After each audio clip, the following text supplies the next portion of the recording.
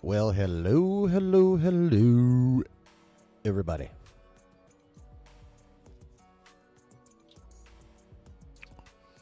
Other than one little item, I think we got a pretty fun stream coming up tonight.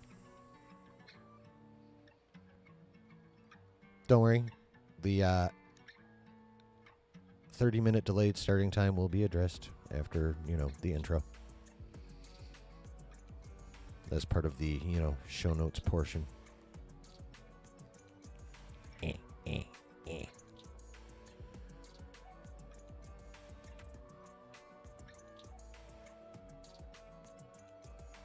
But,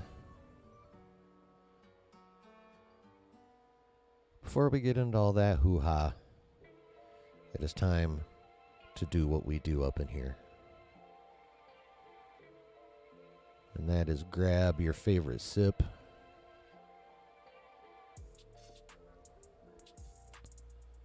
Spark up that lovely spliff.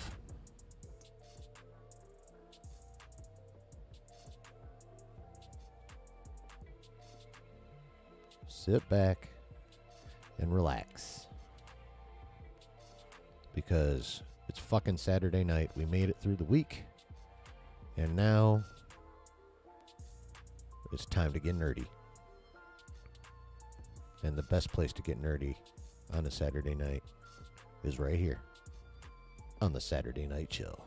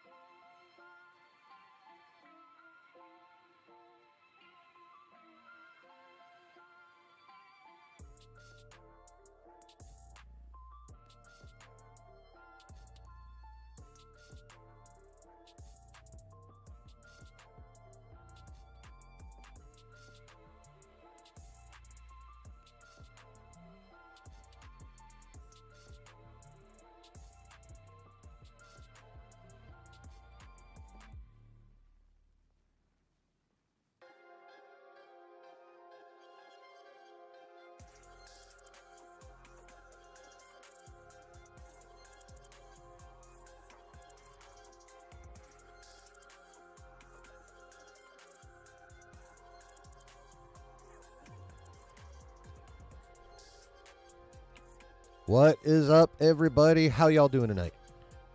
What's happening? How was your week? How was your evening? I really need better lighting in this motherfucker. Yeah.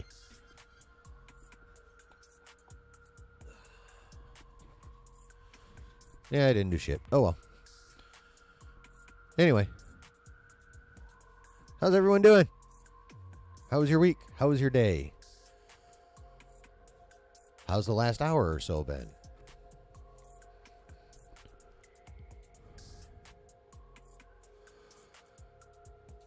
What do we got? Bun sauce. Yeah, will there be big bazongas in the stream? Like I said in the chat, bruh.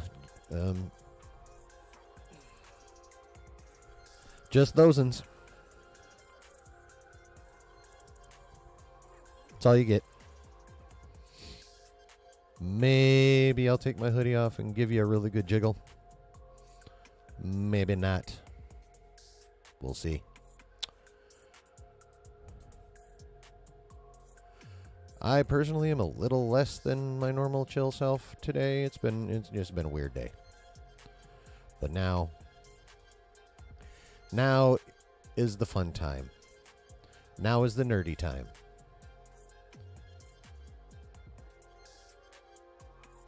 What's up, Rob? Welcome in, David. How are you? By the way, has everyone done smashed the like button? If not, click out of fucking chat and go do so. If you're on your phone, if you're on your computer, just, do it. Likey the streamy. Because when you like the streamy, YouTube starts to briefly consider liking me some. It's been Mariah's birthday adventure today. Nice.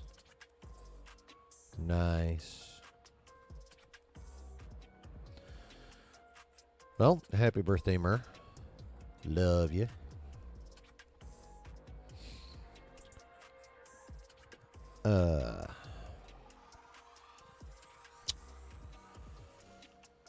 Brooks watching some Dragon Ball Super. Met with some friends in downtown Seattle. Nice. Hope that was some good times. Hope you had some good times, some good eats. And, good whatever the fuck else it was you wanted to do. Why does that just look all fucked? Maybe it's because how my hood's sitting. I don't know. Yeah, it's whatever anyway. So, yeah. So it's been a weird week. Excuse me. What little scraggly hair I have is...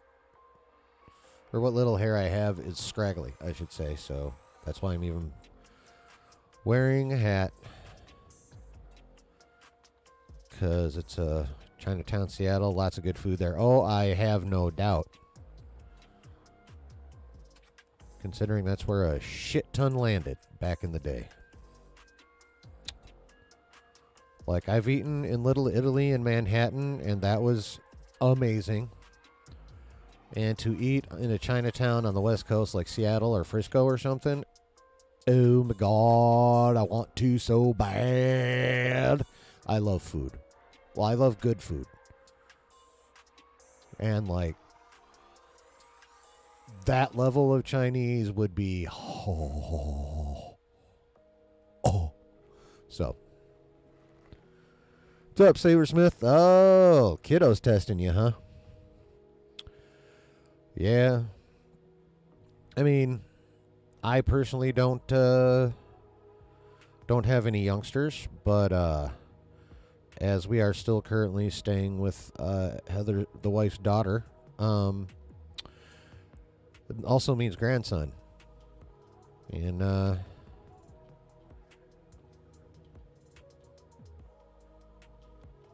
he's starting to get a little crabbier than he used to be. I mean, he's definitely not anywhere near like out of control high malice. So I mean, he's even overall comparatively, even when he has like the occasional toddler tantrum, he's easily brought out of it. And he's just an awesome fucking kid. Period. End of story. And I'm not just saying that because I'm his grandpa. He's like, I've been around plenty of toddlers in my day. And he's definitely one of the better ones, for sure. This week was pretty good in terms of shows. Netflix 3 Body Problem, new X-Men episode, Invincible, and Bad Batch. See, I have not yet watched even a frame of Invincible. I need to. In terms of 3 Body Problem, I've heard so many good things about that show, but did you hear that fucking whack-ass story about the creator? I Twit-X'd it out. Or I re-Twit-X'd it. But, like, I don't remember the details, just, like, he was murdered by, like, one of his underlings, basically. It's fucking wild. So, I honestly have no idea what's going to happen with that show now. Can't wait to take me to Honey Salt. Ooh. That sounds good. I love sweet and salty in the first place. It's awesome. Brooke had Chinese roasted pork. Oh, yeah. Teaching your students to debate is like pulling teeth. Well, that's because they probably want to... You literally am a ref. Right, exactly. As they, their version of debate is probably what they get into online, and they're just doing it live action now. So, yeah, it's... Yeah, I can imagine. You're trying to get them to debate, and they just want to argue. Is basically, probably, I'm guessing what that boils down to. Chinese version of 3 Body Problem on Tencent, if you want to check out as well. That one's 30 episodes long. Dig a damn! David B. Sad loss this week. Yeah.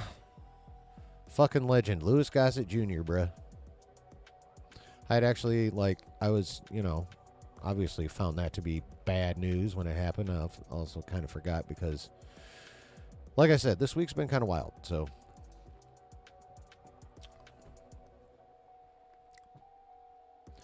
but yes, that's another legend gone.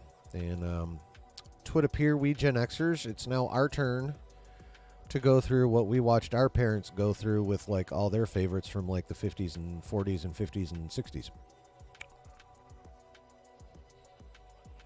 And, you know, they started dropping off in the late 90s and the early 2000s. Now it's our generation's turn.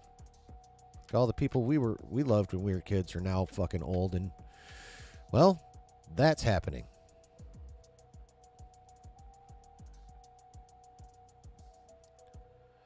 So, yeah, that sucks. And also, we all need to brace ourselves because this is just the beginning. Which sucks ass, but, you know. What's up, Grief? How you doing? Hey, I don't care if you're late, you're here. It's all that counts. Thank you for coming. Thank all of you for being here. Whether you be participating in the chat or just lurking and chilling and seeing what's what. I appreciate you being here in whatever capacity you choose to be here. Obviously, you know, if you're in the chat, it helps the engagement, which makes YouTube like me. But viewers are important too. So just being here, thank you. Or just for being here, I should say. Thank you. And yes, Malice. You've seen him before. He's just chilling right now, so we're all good on that front.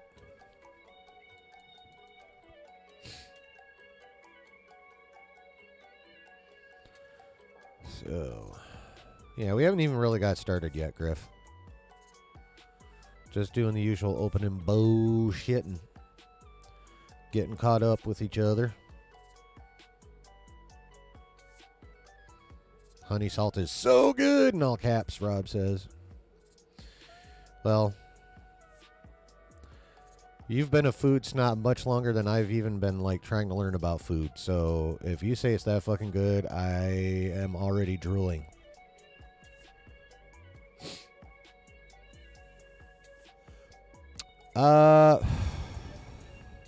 Poorly to this point, unfortunately, Griff, which is part of why I'm in kind of a weird-ass mood today. So, 'tis what it is. I just have to keep reminding myself that things will happen when they're supposed to happen. So, evidently I just haven't applied to the right job yet. Your inner fat kid gets a food Woody when you go. Oh, sweet Jesus.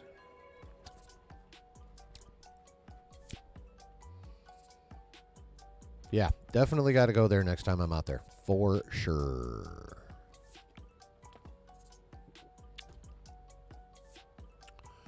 That is for damn sure. All right. So, before we get into this evening's subject, a little bit of show note action. First of all, like I said, it's been a week, and today was kind of a day. That's why I had to push the stream back a half an hour. I'm sorry if that was any inconvenience. It was just unfortunately necessary, so I actually had time to get it together without also wanting to strangle myself. So, there's that. I really have nothing to announce in the way of videos at this point. Actually, no, I lie. I do have something to announce in the way of video, but first, this coming Tuesday, April the 2nd, we will be debating one of the great questions of our time right here on this channel. Ladies and gentlemen, and people of all types, we will be debating the state of Star Wars. This Tuesday, April 2nd, 9 p.m. Eastern Standard Time, right here in the basement. It will be moderated by Harris from M Cubed and Kendall from the Nerds Underground. And on the polite side, to put it politely, I will say the pessimistic side, the realistic side, will be defended by myself and Justified MF. And the more optimistic side will be defended by Matt Cave Gaming and Scotty Hawk. We're all friends here on the YouTube, so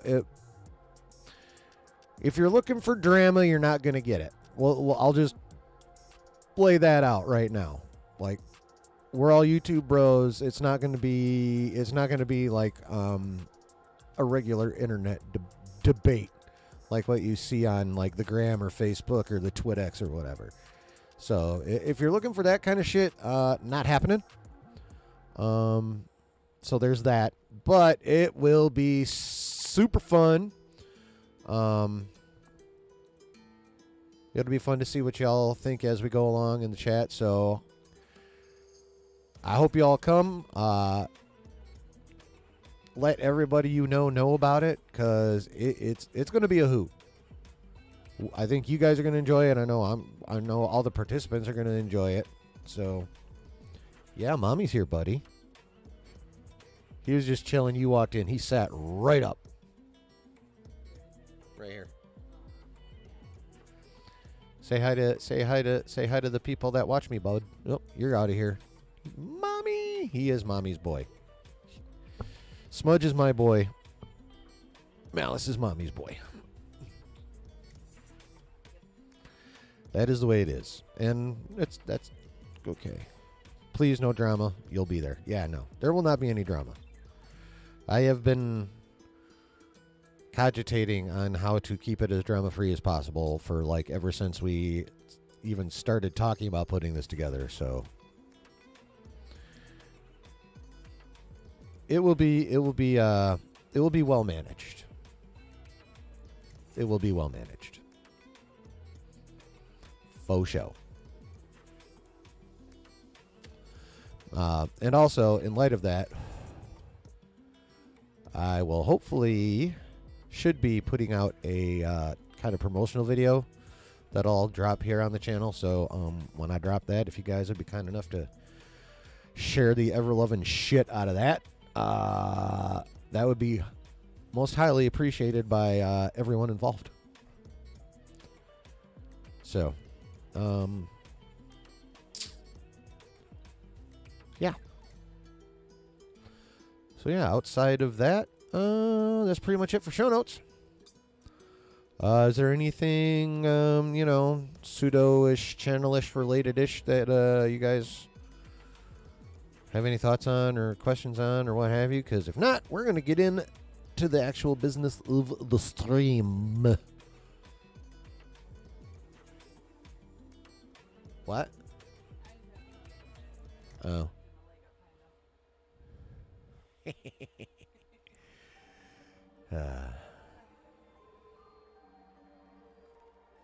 And as you can see, I look good with my hat backwards.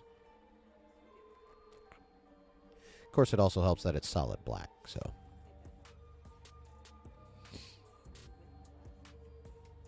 Do you? Nice. Well then, fuck yeah. Ryan, I don't think the general premise of Harold and Kumar go to White Castle would work now. Well, I honestly have only watched that movie once with you, and you know how fried we were. So I unfortunately have zero thoughts on that question, on that thing. But if it's what would be considered cancelable race baiting now, then yes, you're probably right.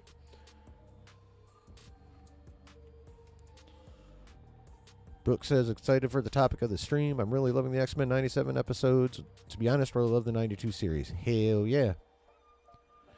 David B says, if anyone mentions Jar Jar in the debate, they should be banned for 5 minutes. Honestly, David, I won't be bringing him up.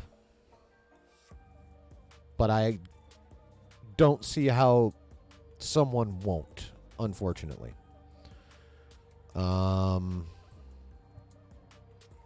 I might consider 60 seconds. 5 minutes is a bit excessive. Now, if I was debating like one of the hate baiters and they tried getting all like that, that'd be a 5-minute ban for sure. And then they'd probably run like little bitches anyway. So,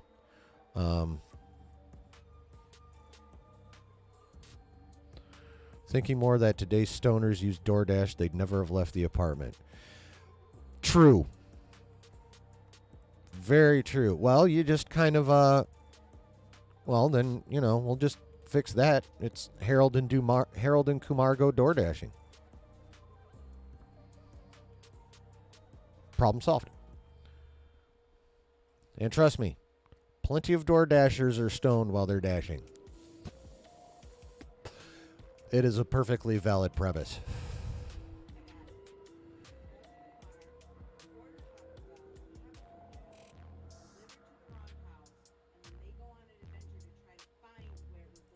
Ha! There you go. All right. I don't know. BDBGP, what is happening, man? I'm feeling okay, and I'm living day to day. But yeah, so still dealing with Harold and Kumar. The wife came up with the perfect, I think, a really, really good, even better premise than what I did. What had happened was they ordered the DoorDash. The DoorDash, they ordered the no contact, so you get the picture. So the DoorDash was claimed to be delivered, but it wasn't to their door. So they go looking for the DoorDash, obviously because they want their food because they're high as fuck, and then shenanigans ensue because their dasher fucked up. Now, as someone who is currently dashing a shit ton to get that dough, I don't know if I really appreciate that look on what I'm having to do to earn money right now. But on the other hand, it is a really, really good story. So, yeah, I know.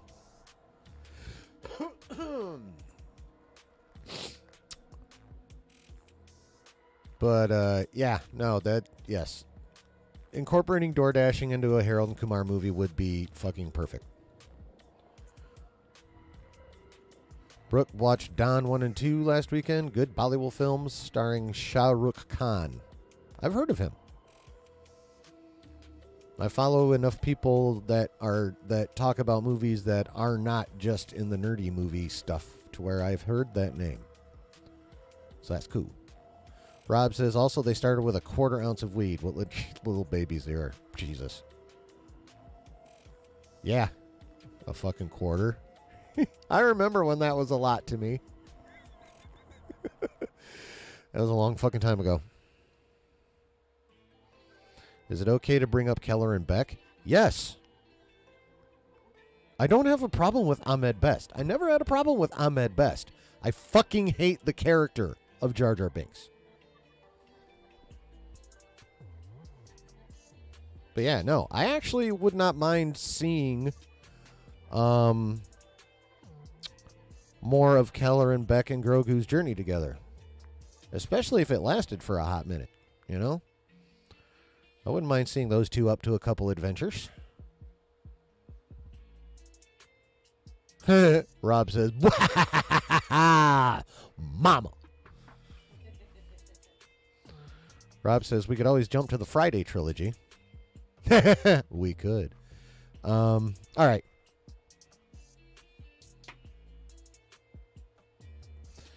We shall now table all the rando shit till after we talk about the shit that, you know, I put on the thumbnail and in the title and all that other good shit. So, unfortunately, we're going to be starting this off on just a wee bit of a low note. As it was, it was David, I believe, right? Yes. As David brought up Louis Gossett, we lost him this week. Literally today, we just lost another actor.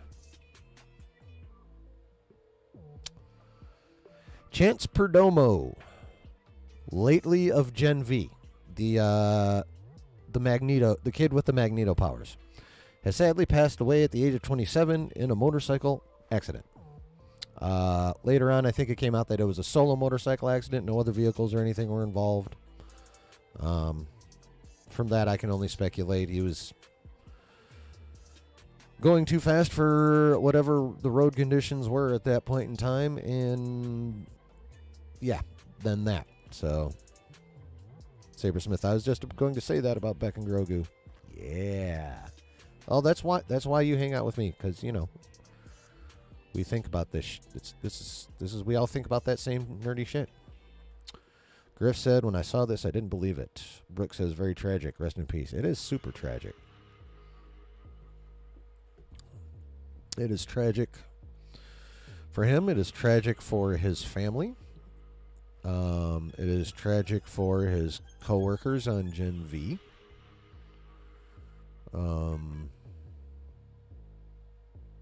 Yeah. 27, bro. 27. Yeah. That's what? That's a year older than Alex? Or that's what Alex is going to turn this to... Oh, he is 27? I thought he was only 26. Oh, he just turned 27 this December. Okay, yeah. So, yeah. Yeah. And, yeah. Our son-in-law's age. Yeah.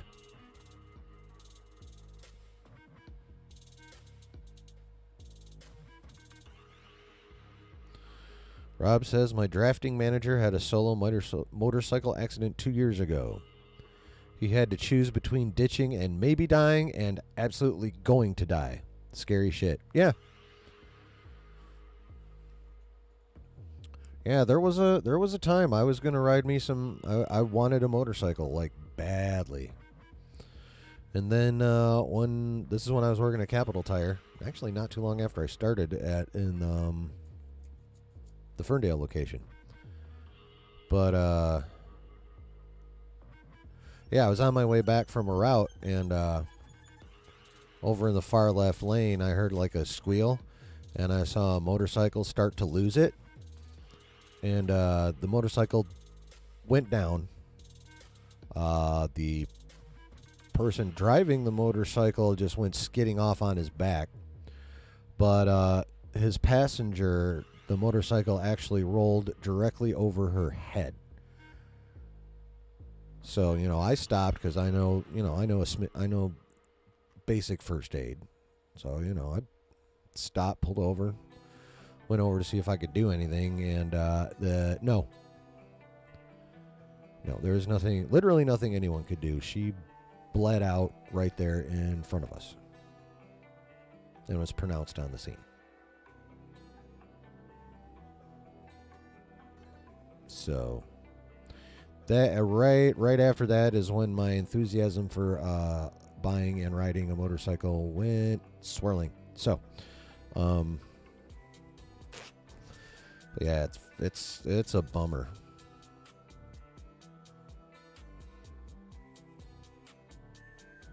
It's a bummer. But that's literally all the poopy news I have right now. So, figured I'd get that shit out of the way first. Griff says, when I ride, I gear up no matter the weather. People just don't pay attention nowadays. Oh, I know. I know. I know plenty of, I used to know plenty of riders. All the riders I knew live up in Genesee County, where I no longer live. So, but yeah.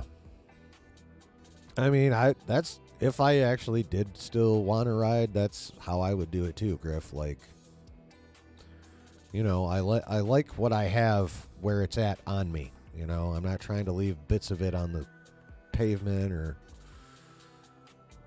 you know, what have you. So, yeah, I'd be, you know, helmeted up and leathered from neck to toe.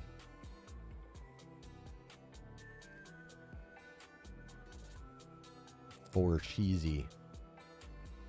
Then I just have to stop every hour or so, take the jacket off, and run around and, you know, cool off.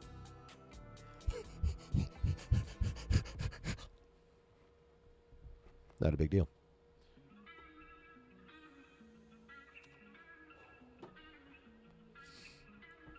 What do you be riding, Griff? I must know.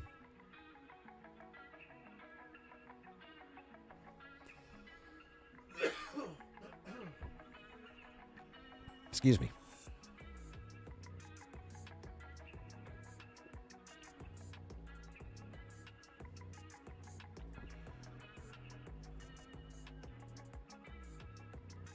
So, but yeah, that is the poopy news that I just wanted to get out of the way since it literally happened, what?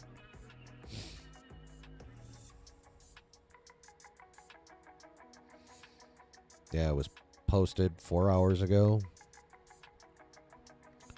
You have an F4 and a Mad Dog Scoot. Oh. Okay.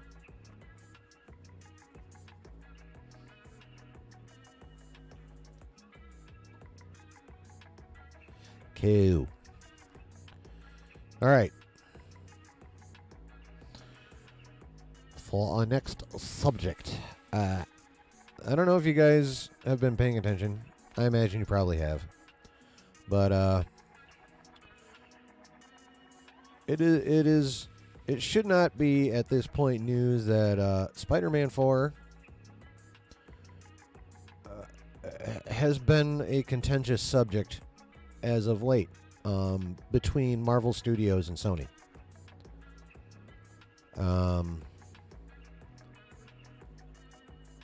Feige wanted a nice grounded Spider-Man story, probably to sew up the Devil's Reign story he's starting in Daredevil Born Again. And after the ending of No Way Home, where he has no more mentors, nobody knows who the fuck he is, and he now has finally had to sew his own spider suit. And if you count the time he was blipped for the first time in almost 10 years, that seems like the perfect way to handle Spider-Man at this point. Sony, however, disagrees. In order to further their own business in their own studio, they want a big multiverse movie. Oh, and by the way, they want it next year. So obviously, First of all, wanting any form of Spider-Man 4, be it grounded or multiversal, next year at any time, even late 2025, is stupid. Under no circumstances should that movie come out until spring 2026. Even if you start filming this year. That is a movie that deserves time and care.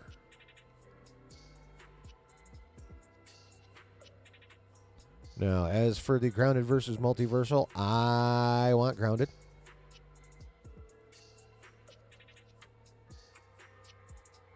I mean, if you throw a little multiversal in, like at the end, cool. But I need 90% of that movie to be finishing off Devil's Reign and be street level and have him and Daredevil teamed up to deal with Kingpin and the Sinister Six. You know, all that fun Devil's Reign shit. I want all that first. And for a vast, vast majority of the movie. Now, you want to throw a little multiverse in at the end? Whatever. I don't care. You know, I won't even be annoyed if you don't save it for the end credits and just make it like the last 5, maybe even 10 minutes of the movie. Whatever. You take 10 minutes at the end of the movie after all the fun shit with Devil's Reign is settled to set up some multiversal hoo-ha for Secret Wars. Fucking A. Cool. Do that. Do that.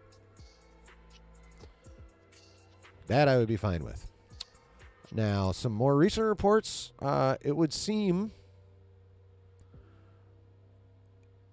that the dispute has been resolved.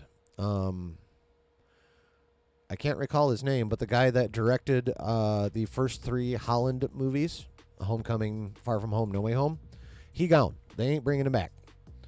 And since all those were monstrous, and the most recent one, multiversal movies, it would appear that in the negotiation, Feige won the much more grounded story point of the negotiation.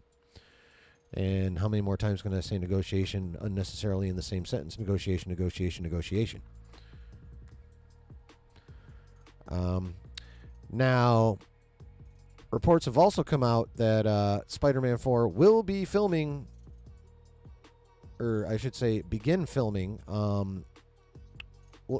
this fall. Like, I think it's what, September, October, November, somewhere in that neighborhood. Hi, buddy. And so it would appear in that case that Sony won the getting that motherfucker out in theaters as fast as possible point in the negotiation. So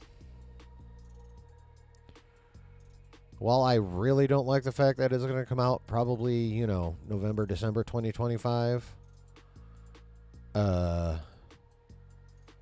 I think the fact that it appears, at least, this still hasn't been confirmed, but it appears the director change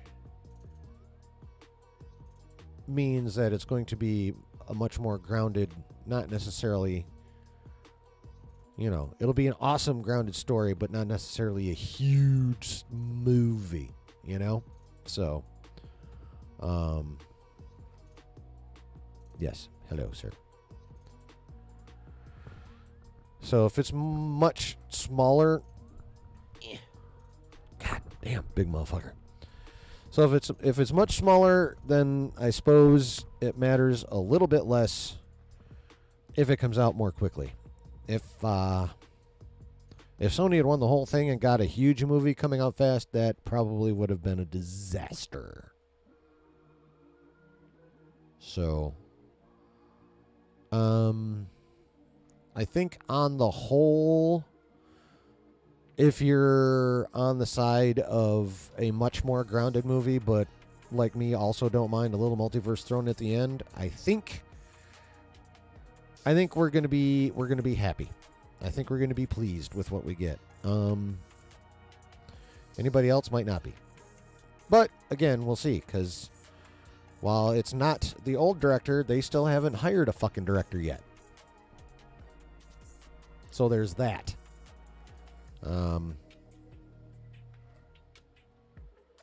What's his name? Lynn, the guy that did Fast and Furious, is name has been bandied about as one of the people they're putting eyeballs on. Is it John Lynn? And who's the other guy? Like Shane somebody or other, a guy that worked on some of the Netflix Marvel stuff, worked on Daredevil. I guess had a bunch of uncredited writing done in like the Avengers movies. Not just one of them, but the Avengers movies. So he's another guy that they're also looking at to direct the Spider-Man 4s. But again, those are just names on a list that have made it out to the public. That's literally as far as it is. That's not a confirmation. That's not saying this motherfucker's the one directing this. Those are just potential names on a list, and that's it. There's probably more names on that list that have not made it out yet. We have no idea who the hell they are. It could very easily be neither of those two that ends up directing this movie. We gonna have to wait and see.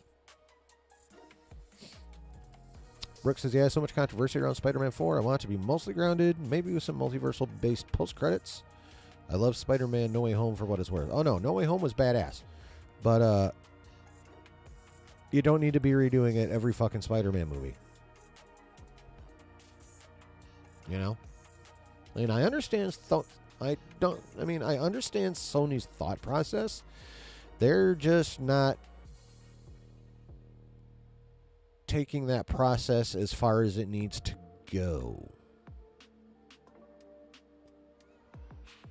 I mean, they're right. They actually need, Spider-Man out again after their Spider-Man-less Spider-Man universe debacles. Both the ones we've already seen and the ones still to come this year. And so, I can understand why they want a banger Spider-Man out. They've got brain damage to attempt to start to repair. Now, if they were really, really, really, really smart, they would just be like, all right, Kevin, just handle this shit for us, please. At least so far as Tom Holland himself goes. But, it's what they should do, but they're not. Amy Pascal is a moron in this respect. And problem is the movie license for Spider-Man still rests under Sony ownership. So Kevin does have to, unfortunately, kowtow to Pascal to a certain point, even though it's painfully obvious that he's the one that should be calling all the shots when it comes to the movie. So,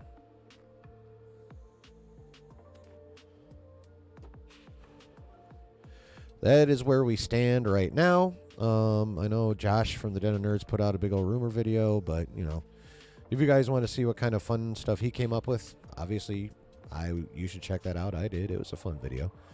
But as for, just more of the newsy part of what's happening with that movie, that pretty much covers it. What you think?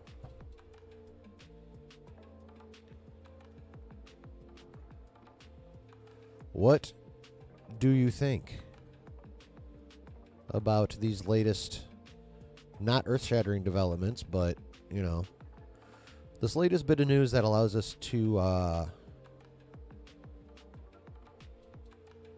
do more than, throw shots in the dark when it comes to speculation? What you say, chat? What you say?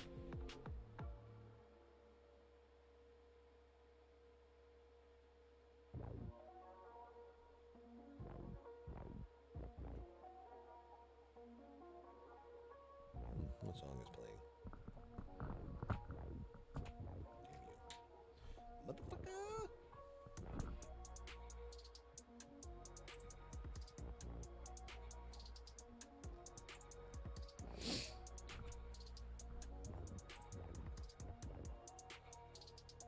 Griff says, with all the flack that Sony is getting, you'd think Amy would do an interview to let the public know what direction they're going and exactly what they are trying to do with this villainverse. Yeah, That would probably be a good idea, Griff. I do agree. She would need to do an interview would definitely be good. I mean, if she wanted to do a video statement, just as a statement or whatever, a video message to fans. God damn it. A la James Gunn, but a much better one. That would also be cool. I think that would be sufficient. But yeah, her getting the word out of actually letting us know what the fuck they're trying to do over there would definitely be a step in the right direction. I do agree. Rob says Spider-Man should have 2 movie lines. The MCU version and the Sonyverse section, all written by Disney. Yeah. I agree. I do agree. I mean, Sony still gets their own little, Sony still gets their Sonyverse, but they get a good one. And all they have to do is pay for the shit.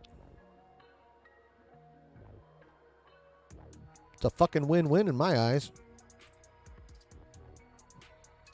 But it's Sony. So we know that ain't gonna fucking happen. Right? Right.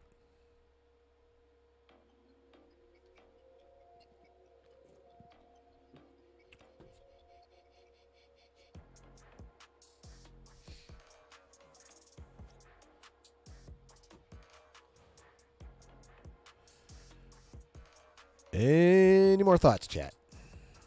If not, then we shall move on to the goods.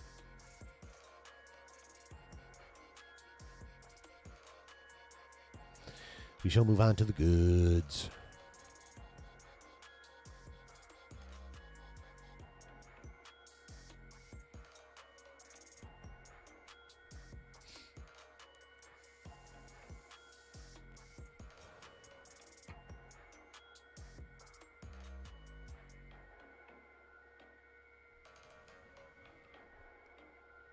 All right.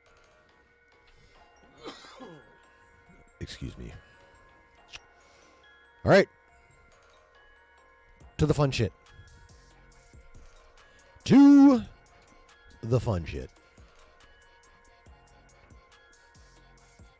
Let us begin on the Star Wars side of things. All right, one more on the Spider-Man stuff. Rob says, turn Into the Spider-Verse into a live-action set with Andrew Garfield and Miles Morales.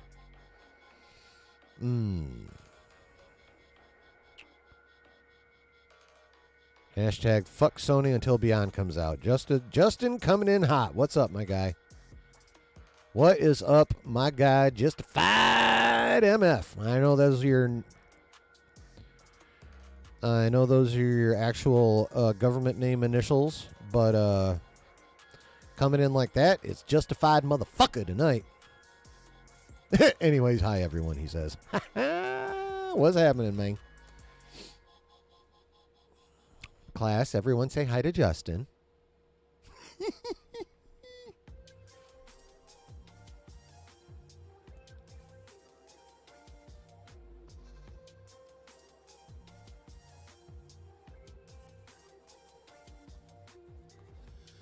Oh, I gotta throw myself under the Clippers. Holy fuck.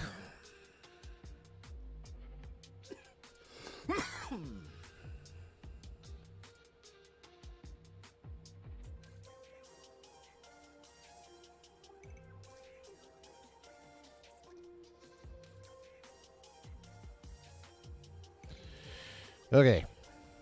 Keep Miles animated until they have a real... Oh, I assume you mean plan. Keep Miles animated until they have a real plan. Yes. That I heartily agree with.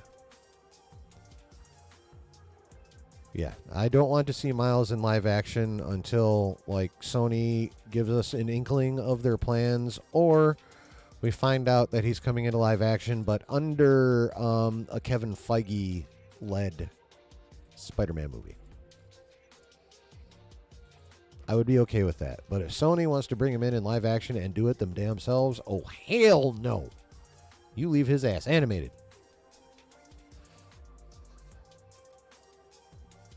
For sure. I do most heartily agree with you, sir.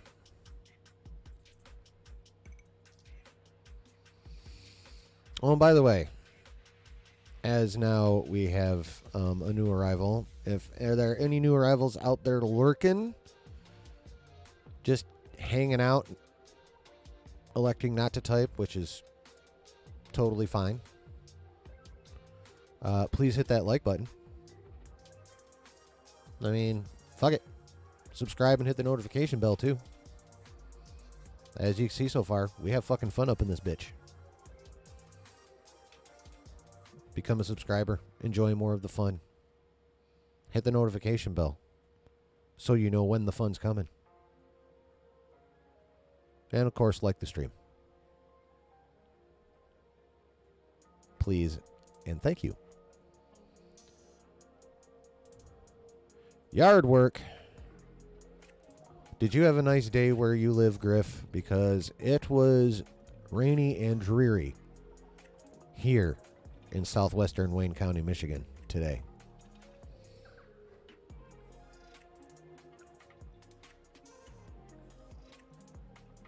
Yes, it was.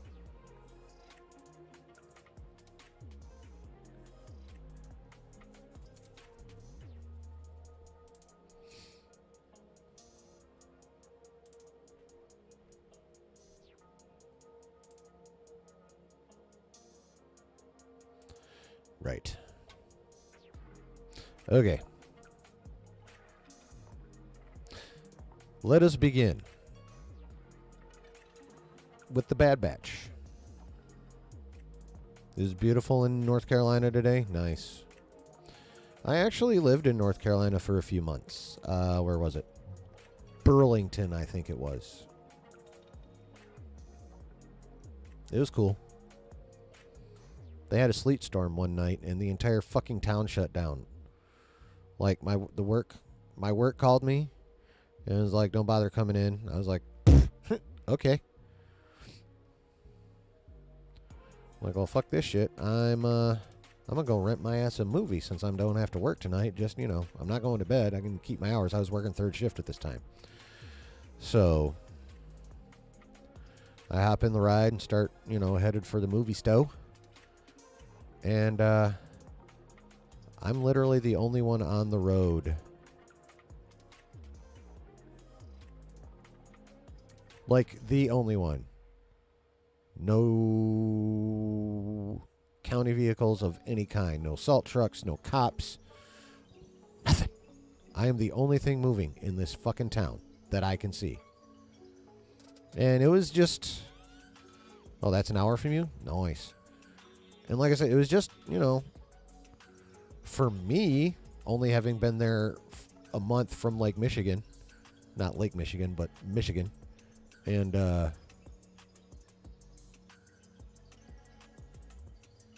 so, a little ice on the road don't bother me for shit. I've been driving in that since I've had my license.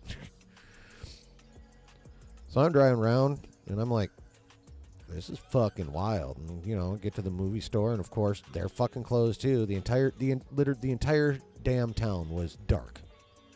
I think except for maybe a gas station. And I think it was a chain one. If it was like privately owned or a family one, that one probably would have been shut the fuck down too. But yeah, so I found that highly amusing and also annoying because I really wanted to rent a fucking movie. I don't remember what I ended up doing, but obviously it wasn't watching a movie. Same, you're from Chicago? Ah.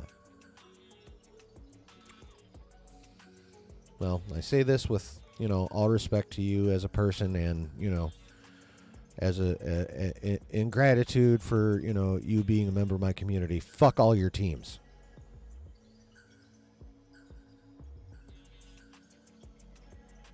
And I'm sure you feel it, and I'm sure you feel the same way about mine, and that's straight legit, But yeah, fuck all those teams.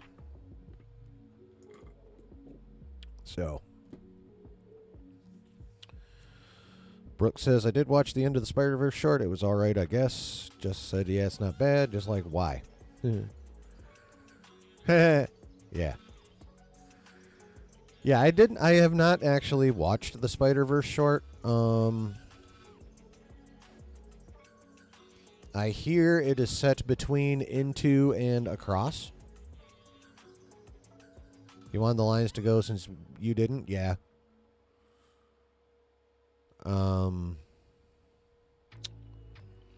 Yeah, I guess it's set between Into and Across the Spider-Verse, and it's basically just a little vignette about the emotional struggles of not only just being a teenager, but also being fucking Spider-Man. You know, and, you know, basically, you know, from what I understand, you know, Miles is having some anxiety, ends up talking to his dad about it, and, you know. So, yeah, I guess it was a nice little vignette. Or short, whatever you want to fucking call it. But, you know, I mean,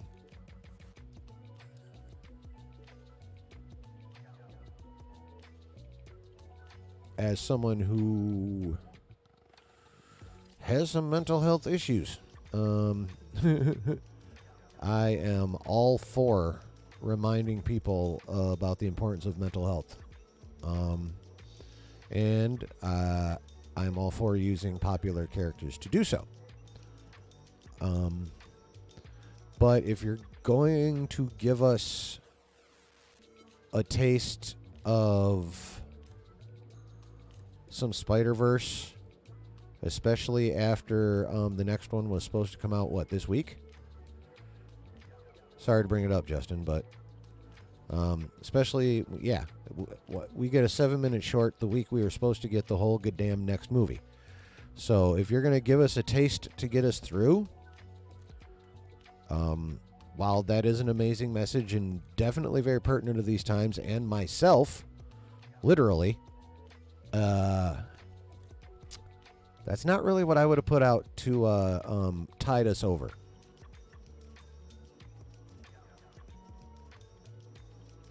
You know, that's something you put out like after Beyond has come out and you've given us the story we want to see the end of.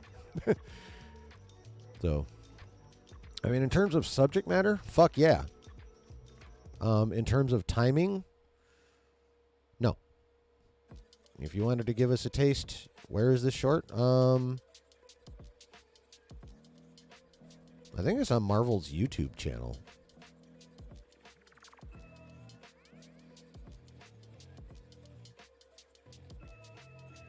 I think it's on Marvel's YouTube channel. I could be wrong, though. I don't think it's on Disney Plus. Just, it's all right. Working through it. Hashtag fuck Sony. I mean, yeah. So.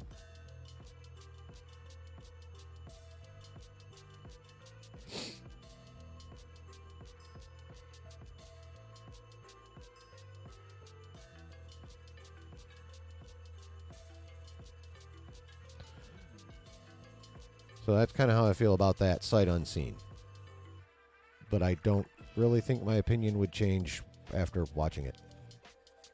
Sony's YouTube and Spider-Man's YouTube. Okay. Well, right, because the Marvel YouTube is Marvel Studios, basically, and the comics. Duh. Oh, I should have known that one.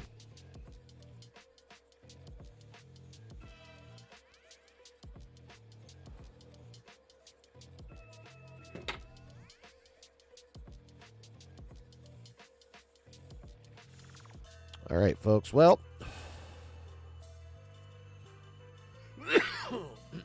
since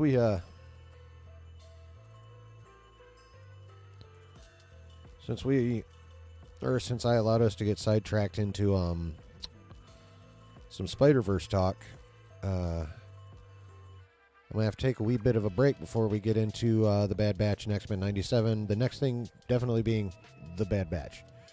So if y'all will pardon me for a minute, I'll be back in a wee bit. Don't leave. Smash all the likes and the subscribes and the bells while you're waiting.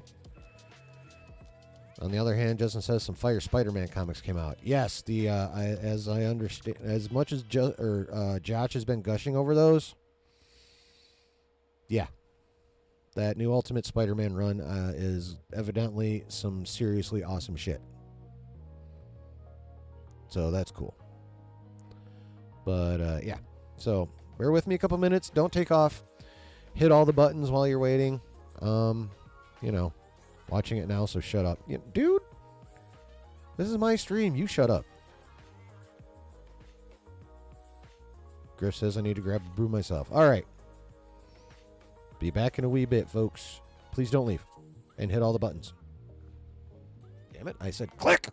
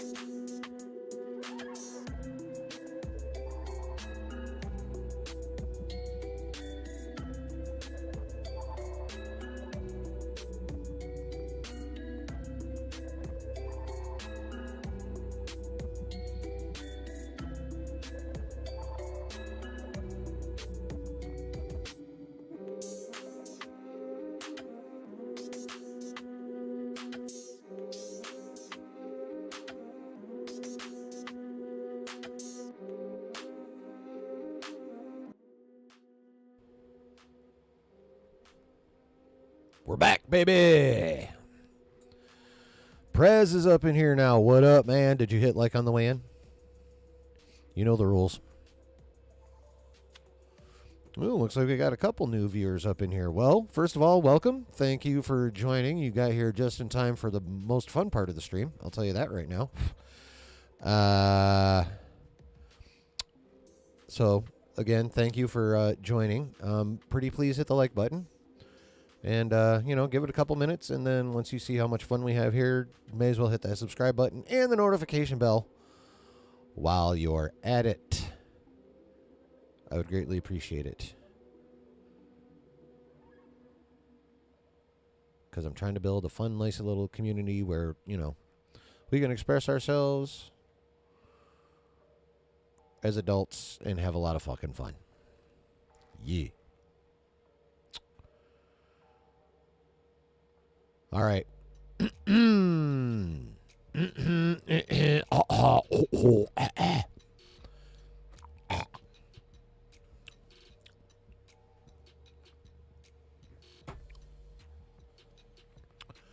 Let us now talk about Bad Batch. Because some bitch, that show's really freaking good. Shut up, Justin. I know you're kind of bored with it, but, most of the rest of us agree with me. So there. Anyway.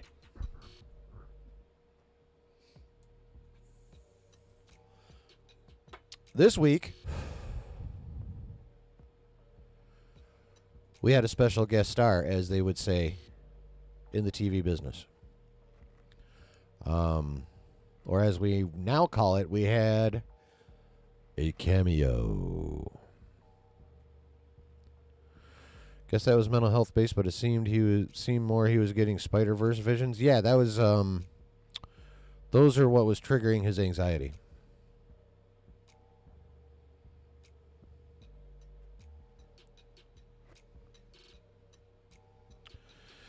Justin types Z's naturally.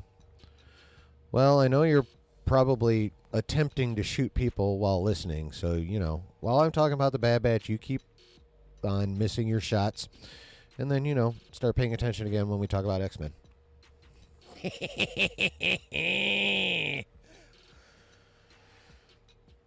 Griff says Bad Batch has been solid this season. Yes, it has. Bunsaw says the big bosomed lady. No. No, she's still over on that other channel, I imagine. But yeah, this week we had the return of one of my personal favorite characters that was introduced during the animated Clone Wars. And that is one Asajj Ventress. Yeah. It's a very dope character. She's been written well her entire existence. Performed well her entire existence. Yeah, I know, right? Sorry, bun sauce. But yeah, so Asajj is dope.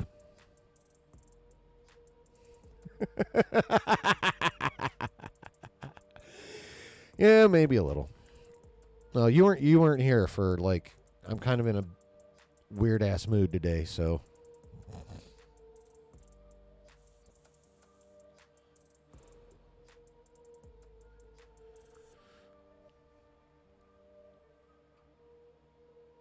I love you, man. You're just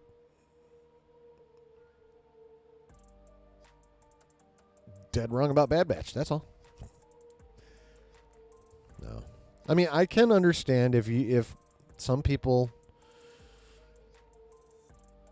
do find the pace not that engaging. 0 for 2, bun sauce. You're 0 for 2 on that. AWE.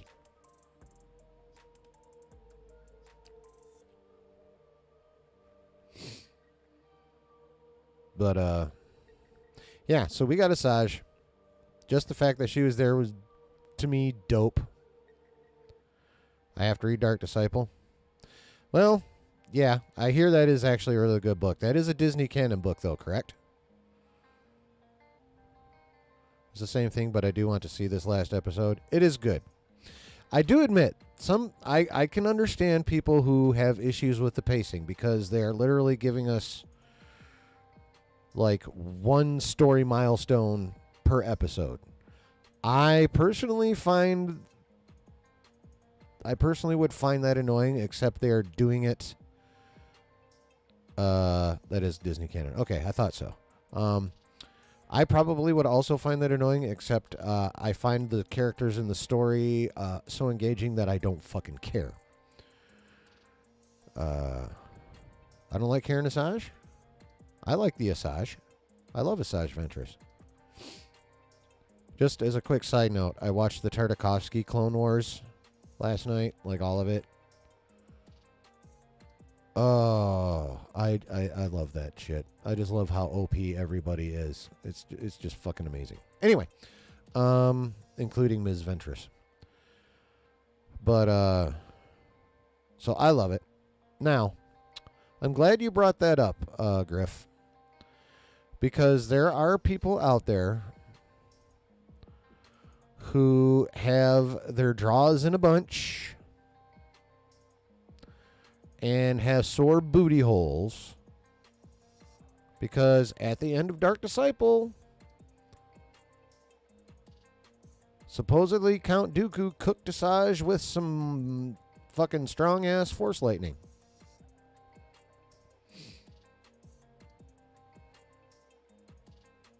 And then she died and was, I believe, taken to Dathomir and buried.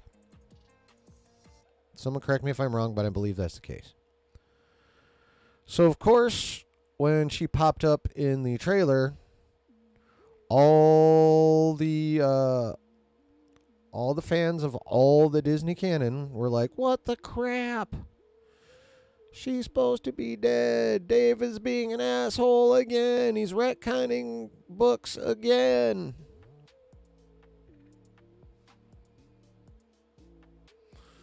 Now, as someone who is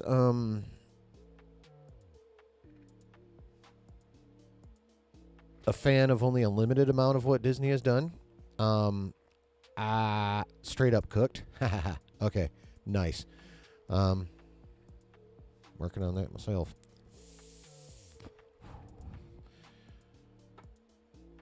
Now,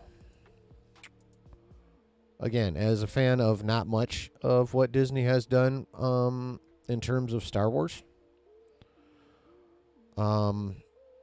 this would not be the first time Dave has retconned Disney canon, and given how I view Lucasfilm currently, Dave can retcon all the Disney canon he fucking wants. Especially if it's going to be to bring back dope characters like Asajj Ventress. I don't care. That's just me. That's how I feel about it. Dave can retcon all the fucking Disney canon he wants. We know that he's not going to retcon the sequels. He's been doing too much setup to try and make them make sense in like everything he's had a hand in. So, that is not going to happen. I have accepted this. However, anything he wants to retcon along the way to the sequels, have fun, Dave. Do that shit. I don't care. I don't care. I don't fucking care. But that's just me. Now, given the fact that her charred husk was taken to Dathomir and laid to rest there, I would be willing at this point to bet mob money that's how she came back. She was brought back via Night Sister magic, and they buried her yellow lightsaber hilt with her. It was around in the tomb, some shit like that. But yeah, basically it's going to be, yes, Dooku cooked her, but the Night Sisters brought her back. If it's anything, I don't know what the fuck else it would be. I can't think of anything else that even would begin to make any kind of sense other than Night Sister magic, especially given the fact that they wrote in the book that she was taken to Dathomir.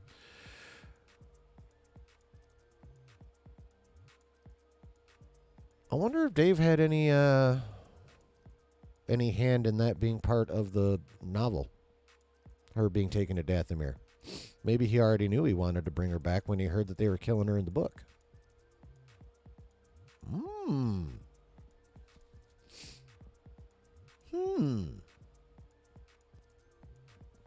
Excuse me, I got a nose hair issue. I can see it in the fucking camera.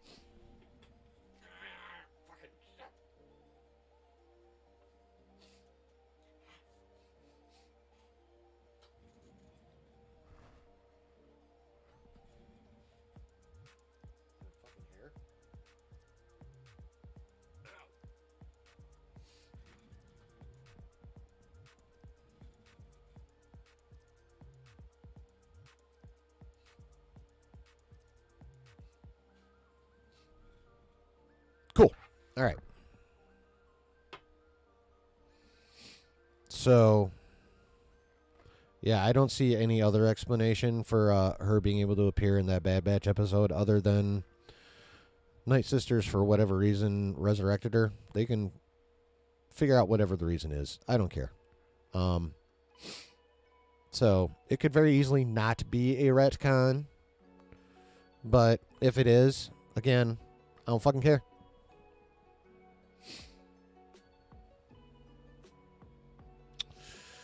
Griff says, the only thing that I would like explained is her saber hilt. It's not the same from the book, and Barriss took her original sabers.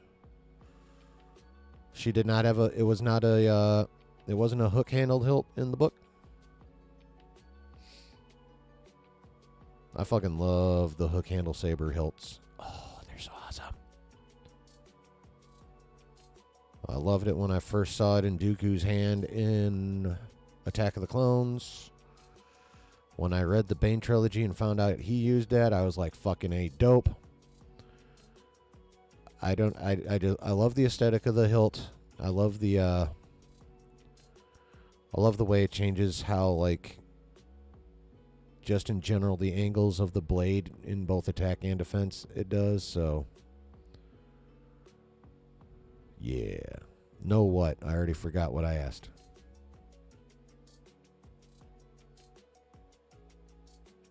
Oh, the book one is not hook-handled. Okay. Well, I'm glad she has a hook-handled one now.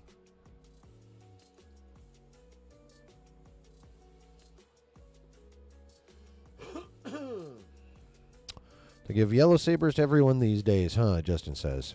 Yeah, it kind of seems like it. I mean...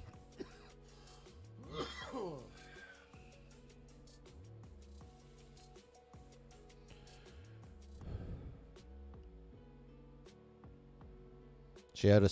Oh, yeah, I know. She did have a yellow saber in the book. But yeah, overall, there's been a lot of yellow lightsabers popping up in Star Wars lately.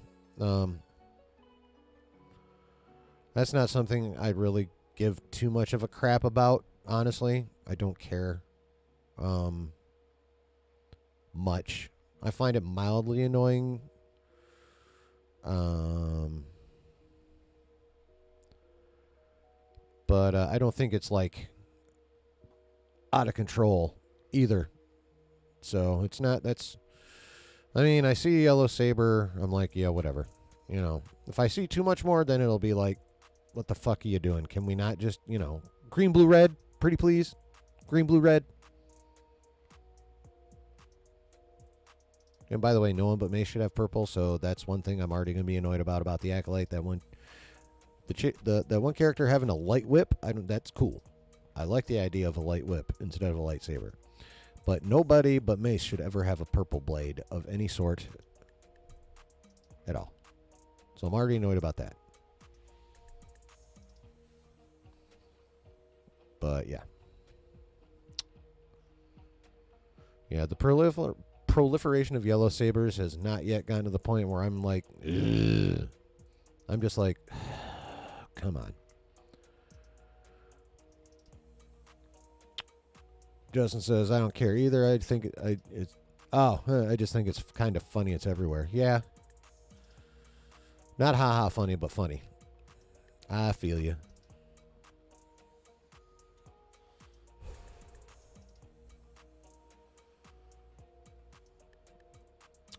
So, but yeah, this is a fun episode. The Bad Batch got their explanation of M count.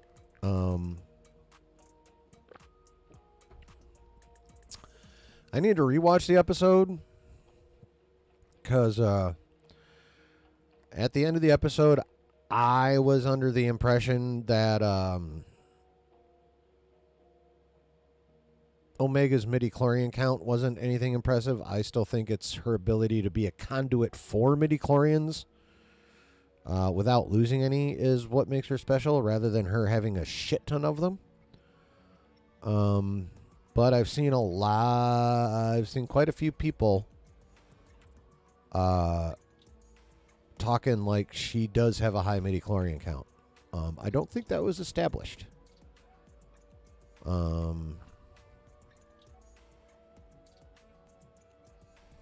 But I need to go back and watch it. I could be wrong. Prez says, I agree. Purple should stay as Mace's color. No one else except Revan. Yeah. Like, I really want to see... Griff says, Pabu is doomed.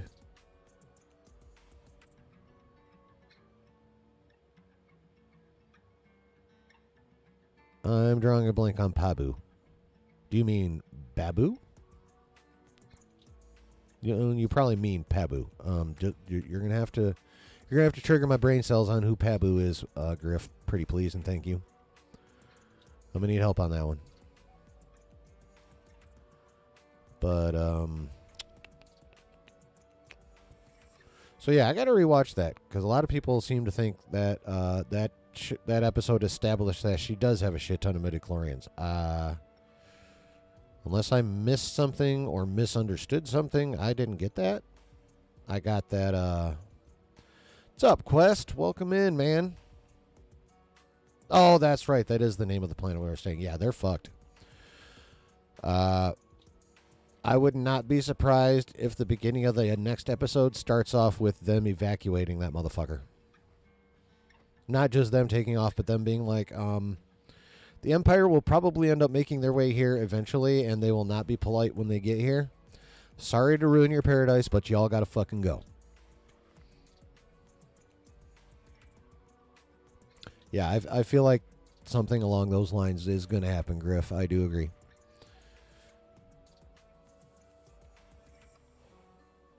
So those of you... Oh, yeah, spoilers. Yeah, way late on that one, sorry. So, I mean, I thought all the Force shit Asajj got up to was pretty cool. Obviously, the fact that she's able to take control of the turtle thing with tentacles, we knew was coming, but they had to delay it, for drama and an action scene. So, I'm not saying the episode was perfect. There are little things in there I could probably nitpick, but overall, this season has been, for me, fucking dope. For most people.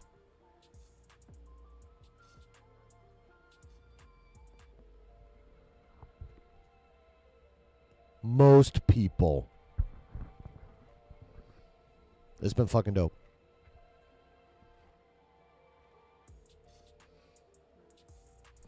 Fight scene between Ventress and the Bad Batch was pretty cool. Hope to see more of them in this season.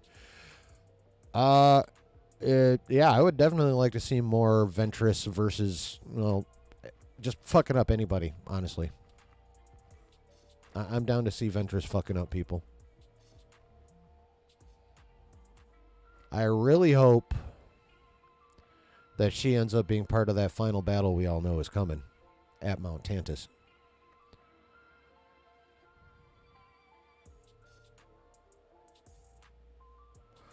Brooke says, I think this season is pretty coherent in the story and doesn't waste too much unnecessary filler. Like it more than season 2. Yeah, I agree. Like, some of those episodes, I will agree, are borderline-ish almost filler, but they all end up moving the story forward, even if it's just a step. So, if you're moving the story, it's not filler. Justin says, I feel targeted. Well, you're the only silly motherfucker who doesn't like the show. In the chat. Not at all. Just in the chat. But like I said, I do understand why you have issues with the pacing. because they are basically just moving the story along one step per episode. Whereas I personally find the story engaging enough to where I don't care very much at all that they're only moving it forward one step at a time, basically. If the story ain't grabbing other people like that, then yeah, you're probably going to get pretty bored. So I'm not saying I don't understand it. I'm just saying,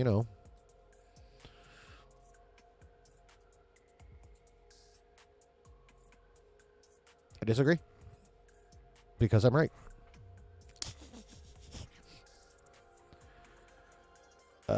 Brooke says, well, just Ventress action scenes in general definitely is a cool character from the Clone Wars series. Oh, most assuredly.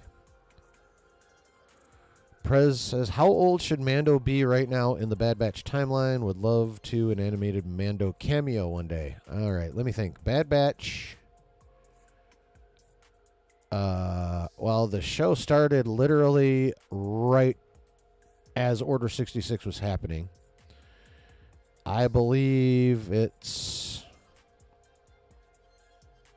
Someone can, if one of you wants to check me on this on the interwebs, feel free. But I think at this point in the show, I think it's been about 3 years, maybe 3.5, 4 years since Order 66. So, given that Mando is 5 years after Return of the Jedi, and New Hope to Return of the Jedi was what, like 5 years? 5 years?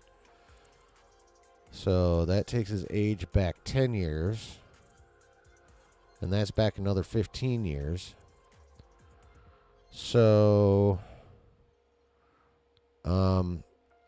if his character in the show at the time of season 1 of Mandalorian is 20 is younger than 25, he's not yet been born.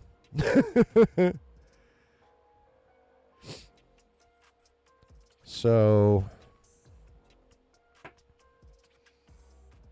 outside of Resistance, at this point, I don't think there's an animated show where he would fit in the timeline. Oh, wait, no. His flashback was at the very end of the Clone Wars when he was like 8. So he'd be... Or during the Clone Wars. So yeah, he'd probably be like... So even if that happened at the beginning of the Clone Wars, he'd be 11 at the end of the Clone Wars, and then another 3 years after that, he'd be like 14 probably in the Bad Batch timeline. So he would be a young Mandalorian in training. Yeah. Thought they had established in the start of the season that Omega doesn't have a midichlorian count but can bond with them. That's what I thought too. And I don't even think it's Bond. I think she's just the only person whose blood makes a perfect conduit that allows for every single midichlorian to be transferred. Justin says, it's okay. I see through the lies of the Bad Batch. That's funny, dude. I like that. That's well played. Well played, sir. Well played. Press says, yeah, he's too young, still a foundling. Griff says he's still with his parents. No, he was, when his parents got whacked, he was like maybe 8 or 9, 10 at the absolute most. He was pretty young. I feel like it was more like 7 or 8.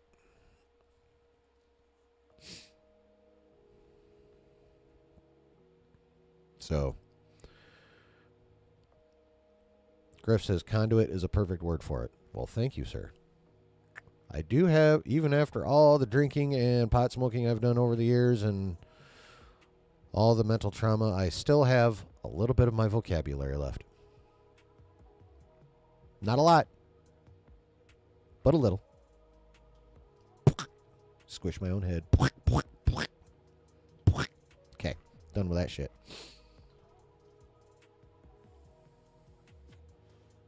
So yeah, he'd be... Either way, he'd be in his teens. Whether it's his young teens or his older teens creeping up on 20. But, Yeah. He's either way, he's probably still with his adoptive Mandalorian father. Or just new on his own if he's like, in the upper part of the range, 17, 18, 19.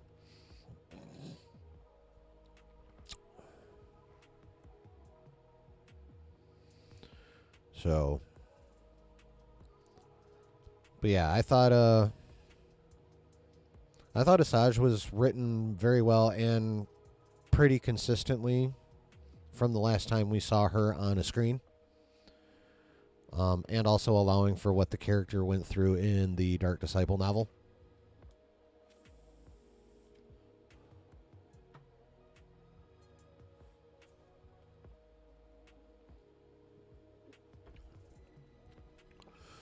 Like, honestly, for me, the fact that she uses a yellow lightsaber just tells me that she just sees herself as a person who can use the Force.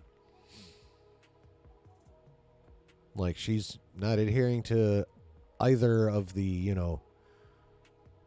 two big teachings. She is neither Sith nor Jedi. She's a neutral Force user who does whatever it is she fucking does, be it bounty hunting or whatever. So, in her case,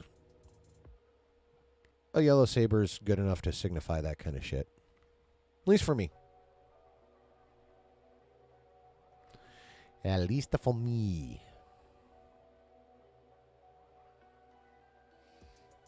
All right, so any further thoughts on the Bad Batch before we gush over X-Men 97? She's found balance in the Force. Yeah.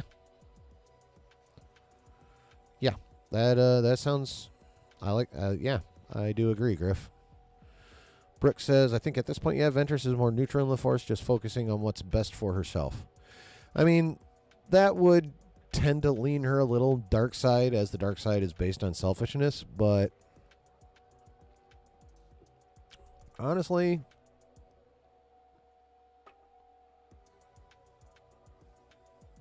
there are levels to the selfishness. I don't think being a teeny bit selfish, especially when it comes to, like, survival, should be enough to, like, turn you into a full dark sider.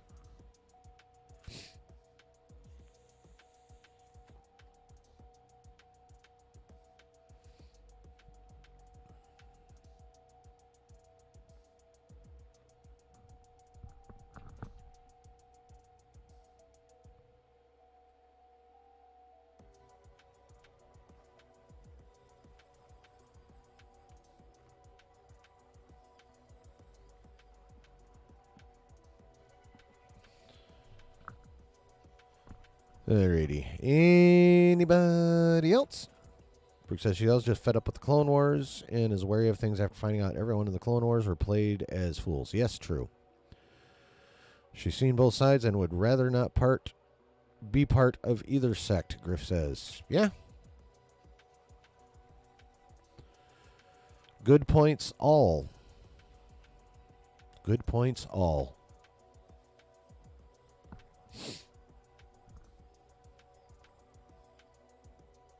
All right, we ready to gush over X-Men 97? Yeah. So that was a hell of an episode. What'd we get to see? We got to see Jean Grey clone play out. We got to see her go from thinking she's the real Jean Grey to Sinister telling her she's a clone to her turning into the Goblin Queen because, he stuck something weird in her head. To her staying the Goblin Queen but becoming her own person rather than a pawn of Sinister. And then we saw her give her baby away. And then we saw her take off to live on her own under the name Madeline Pryor.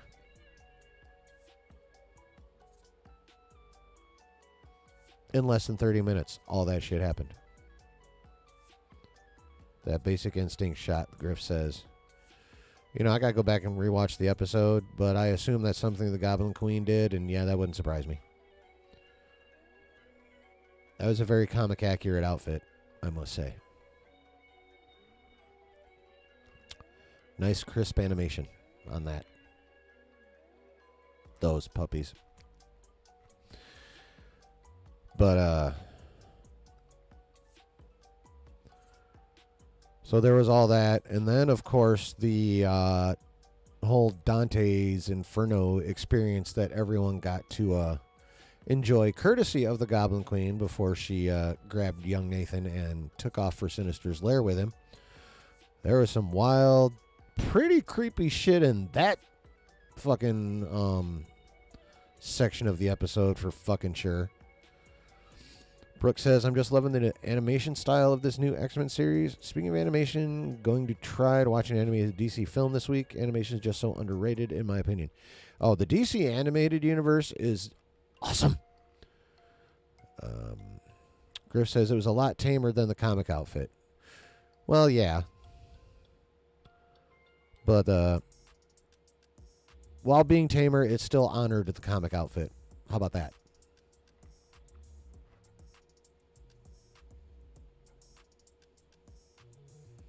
Can we go with that one?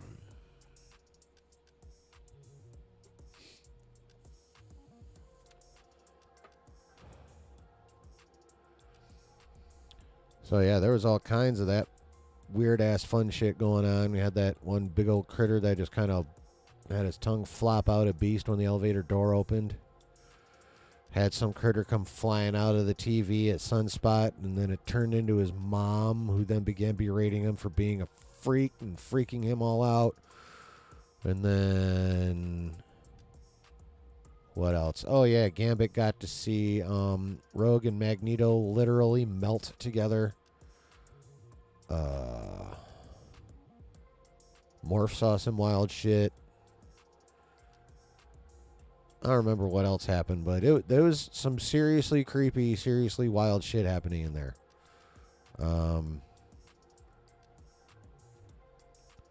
So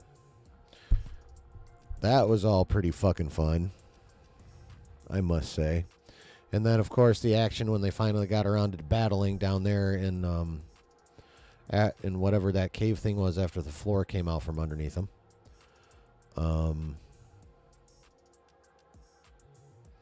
There's some pretty sick action in there, which was animated beautifully. SideQuest says, I hope Harris isn't close to Lomita, LA right now. Why, is there like a storm? Tidal wave? Hurricane? Tornado? What's going on over there? I have no idea. But yeah, so the action sequences, well, that action sequence was sick. All the action sequences were sick, really. But that action sequence was sick. And then, of course, you know, Jean recovering from, or at least somewhat recovering from her ordeal at the hands of Sinister. And getting them all out of that nastiness that the Goblin Queen had them trapped in. Explosion and huge fire. Ooh.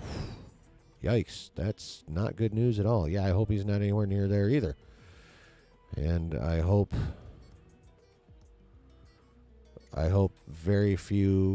no people took damage in said explosion and fire, but I don't know what the odds are on that, so I hope as few people as possible took damage in that anyway.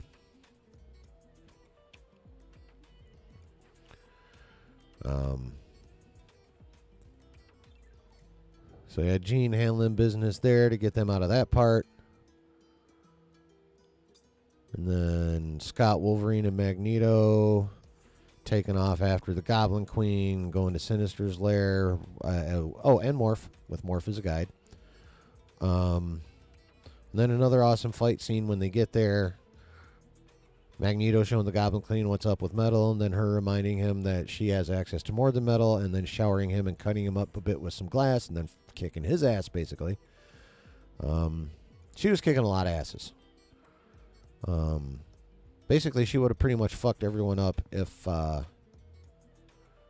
again, Jean hadn't intervened from the mansion on the astral plane and took Madeline on a ride through, or the Goblin Queen at this point in time, I should say, on a really weird, again, creepy imagery filled ride through her memories. So, and then, of course, Goblin Queen decides to switch sides and help Scott because she realized how big a douchebag Sinister is and broke his control. So they go up to Sinister's lab to find Nathan having been dunked in a vat of who the fuck knows what. Something that Sinister thinks will make him invincible. Of course, in some cutscenes, Sinister did the usual evil monologue and revealed what the hell was going on in his lab.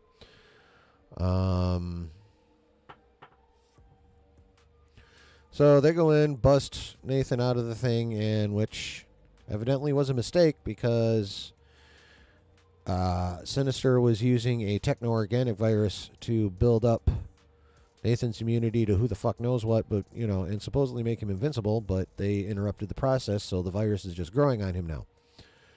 So now Bishop has to take him to the future where they may have a cure.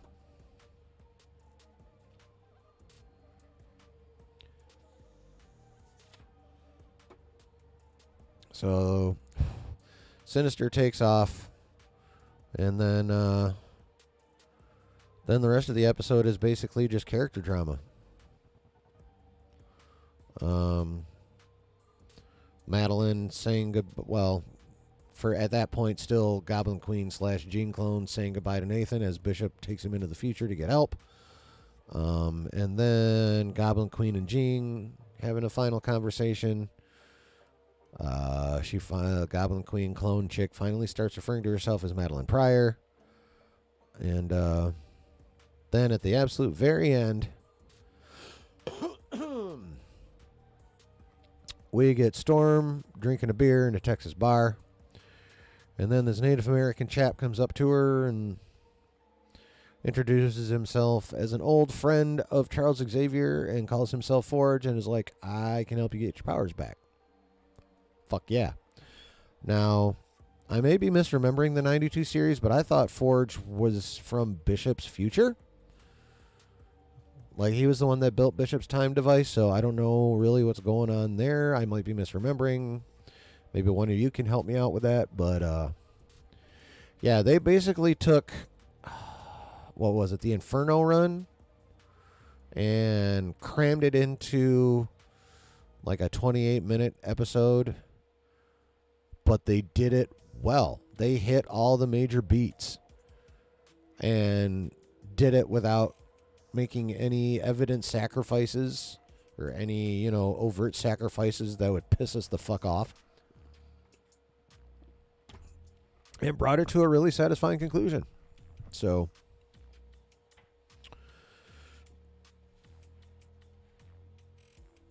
this is another fucking banger of an X-Men 97 episode. All right. So that's all I got to say about that. I'm going to get caught up with chat and check for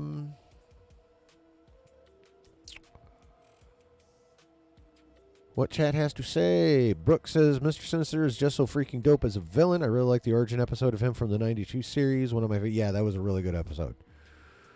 Now, obviously, they didn't stick exactly to the Inferno story because, Apocalypse is actually the one who infected Nathan. There's a couple other little details here and there. But also the fact that everyone knew that was Madeline Pryor when she and Scott married and made Nathan. So they changed her into a clone who thought she was Jean until the end instead of the other way. And, whatever. But, again, it was an adaptation, and it was still handled pretty much perfectly. So I really don't care.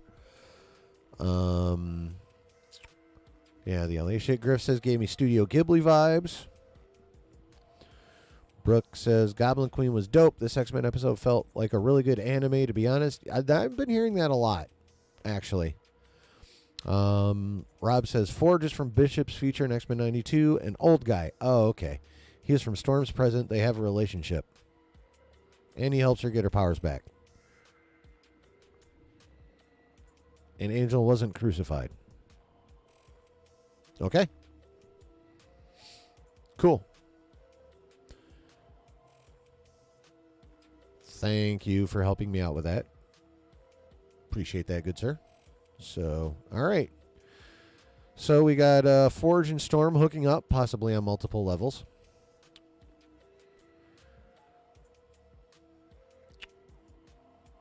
Angel's crucified in the original Inferno run. Oh, okay. So you haven't actually read the original Inferno run. I've just heard about other people talking about it.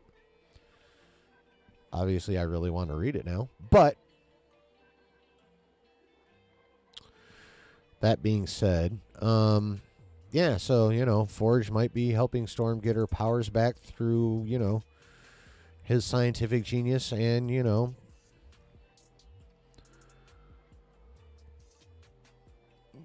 possibly also the Pork Sword. You never know.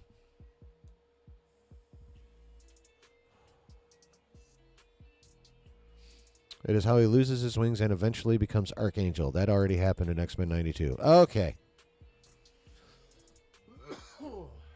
Yeah, I couldn't remember exactly.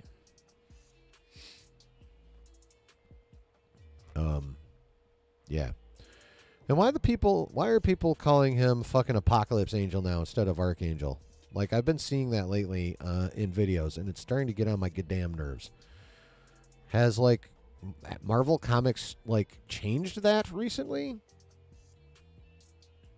Because it's fucking Archangel. What's this Apocalypse Angel garbage? What is this shit? And if it is a Marvel thing, then Marvel fucked up.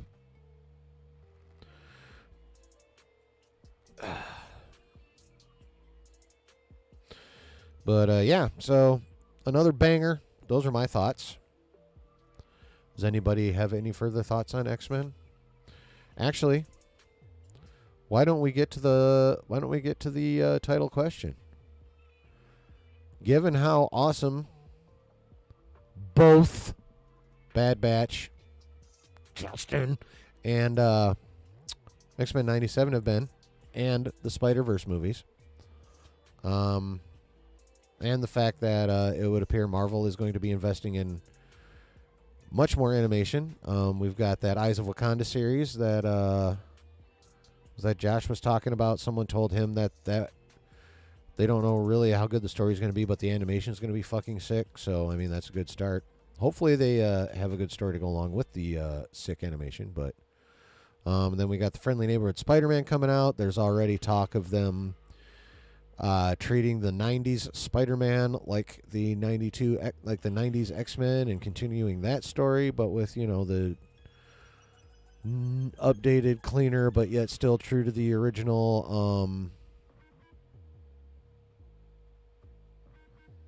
look type stuff. You mean just the Marvel animated? Shut up. I do not. Justin. Besides, it's not just Bad Batch. There's also, Tales of the Jedi and fucking other shit. So, shoosh. Anyway,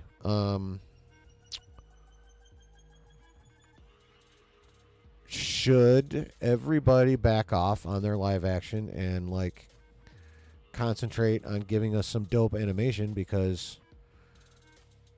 it is generally agreed that the animation we've been getting from both Marvel Studios and Lucasfilm has been pretty much, at least lately, superior to what we've been getting in live action. So, I'm not saying abandon live action totally, but should the emphasis switch more to animation over live action? Instead of it being this way, live action animation, just do this. Give us more animated dopeness, and then take more time to make sure the live action also has the dopeness, and then do that.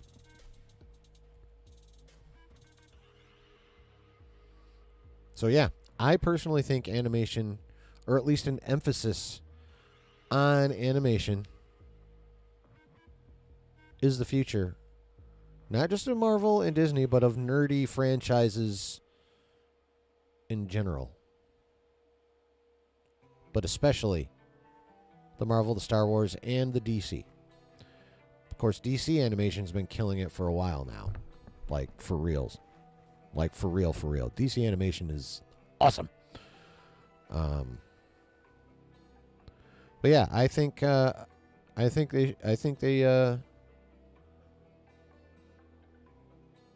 the emphasis should be on animation over live action for right now, because that's what's winning right now anyway. Overall, for a majority of people. Rob says people need to reinvest, focus on animation, get their groove back like Stella did. Yes. Brooke says, I think it wouldn't be a bad idea for both Marvel and Lucasfilm to focus more on their animated stuff. Potential animated stuff could be a goldmine. I agree. Rob says, laptop dying, gonna write it out on the phone. I'll make sure to wipe your phone off when you're done. Rob also says, Zombie Avengers is coming up. Can't wait for the first adult-oriented MCU. Agreed. I'm looking forward to Zombie Avengers. Faux show. Sci-Fi Quest says, how about those numbers like to dislike on the Acolyte trailer? Well, to make a point I'm probably going to end up making again on the debate on Tuesday right here on this channel at 9 p.m. Eastern Standard Time about the state of Star Wars. 609K dislikes to 185K likes. While the accuracy on the amount of dislikes is suspect, just the fact that, I mean, even if you assumed half of those dislikes are bots created by real people who wish to show their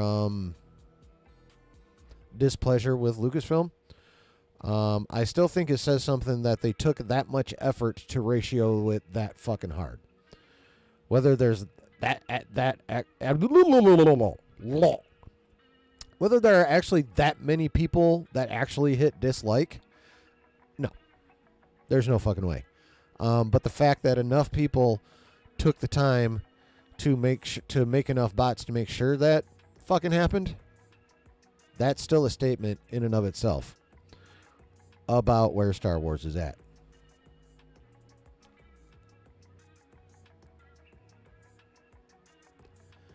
So, Griff says, I'll judge it once I watch it. Me too. I have my concerns, but outside of how they're going to handle the Sith or the Jedi, feeling the Sith have been extinct for over 1,000 years right into the Phantom Menace, my concerns are minor outside of that. 9.4 million views. I mean, not even cracking 10 million views isn't even that great anyway.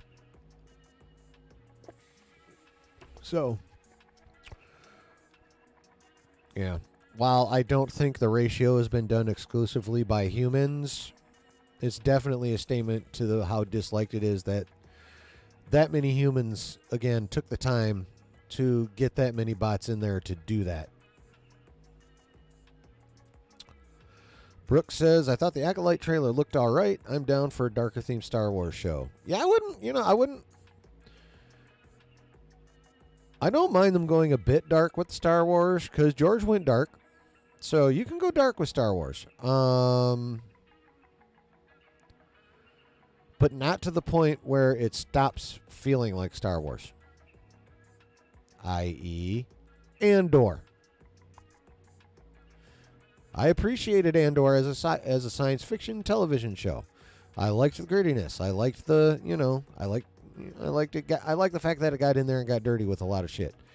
But it did that so much it stopped feeling like Star Wars. It became a fairly cool science fiction show with a Star Wars sticker on it.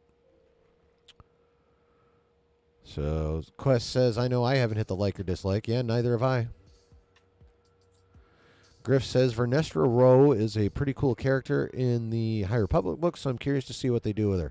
Is that the one with the purple light whip?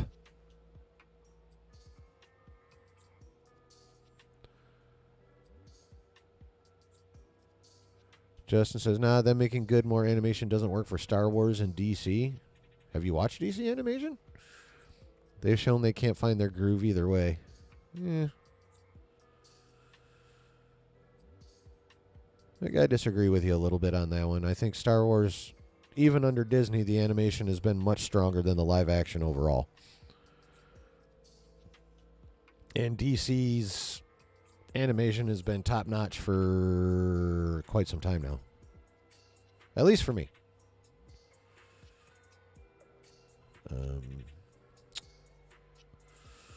Brooks says, yeah, Andor would have been good if it didn't have the Star Wars name. Was a cool, cozy show to watch after work on Wednesday nights, though, for me. Right. Yeah. Griff says, yes. Okay. She's the one with the purple light whip. She is the one with the purple light whip. To it appear you've read some High Republic. I've read none. I will freely admit, I've read zero High Republic. Have they explained why she has a purple blade? And you're right, DC Animation's been killing it for years.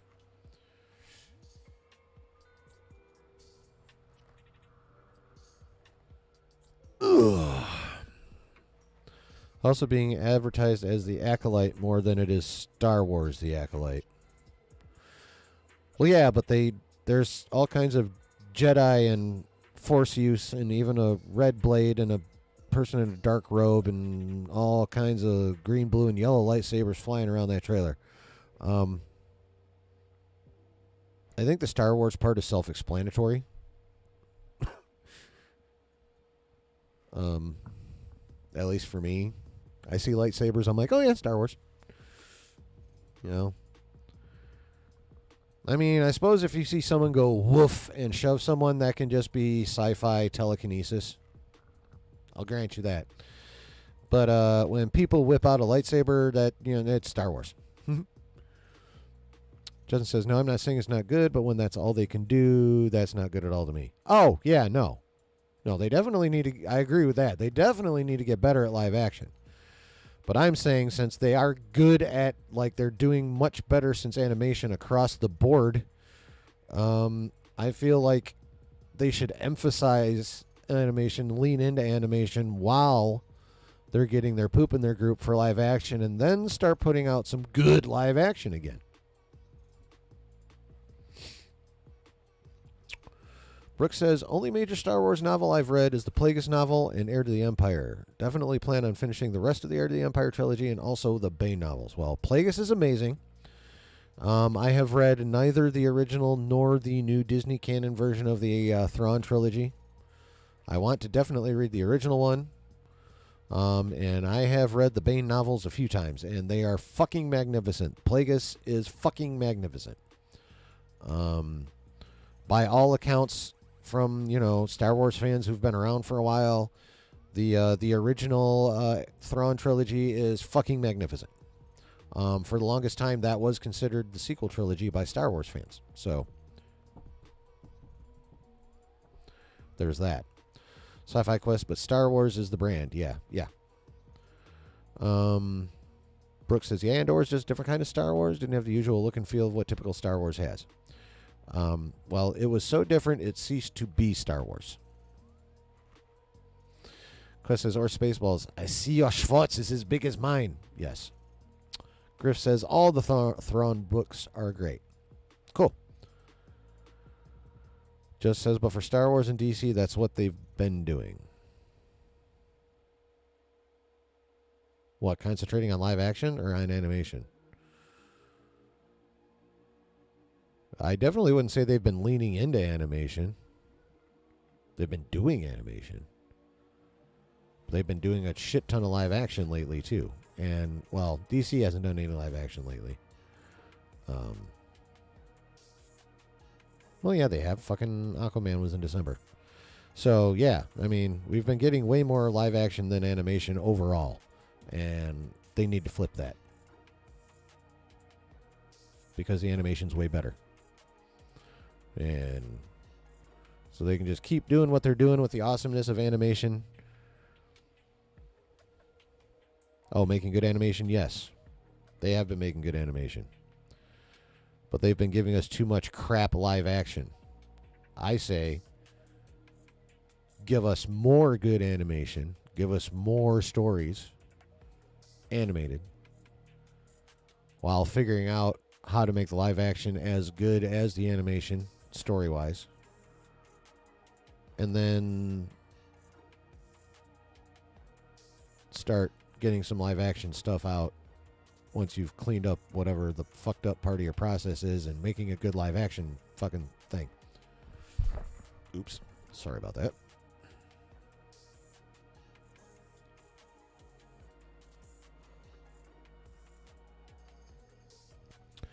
So I'm saying they need to lean into it and back off on the live action until they can get that. Saying it's not going to help them either way at this. Oh, you're saying it's too late. But it's too late. Too late.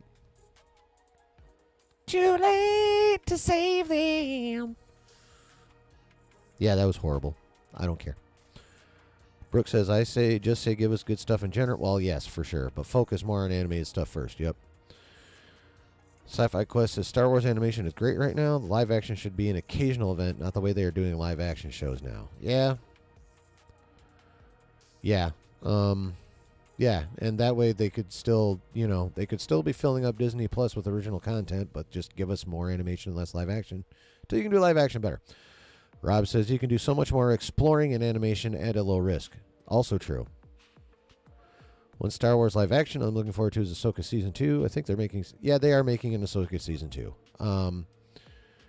And, yeah, they definitely left some very intriguing threads dangling at the end of the first season. So, yeah, I'm looking forward to it, too.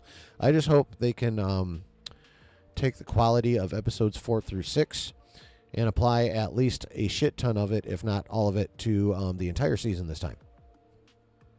I would really hope that happens. Griff says the only problem with that is a lot of Star Wars fans won't watch the animated stuff. Well, I mean, you can lead a horse to water, as they say. It's there. They'll hear how awesome it is from other people. We'll see how stubborn they stay. Press says agree with that. Yeah, more Tales, please. Oh, definitely more Tales. I mean, there's reports it keeps popping up that there is going to be a Tales of the Sith show. God damn it. 1 second.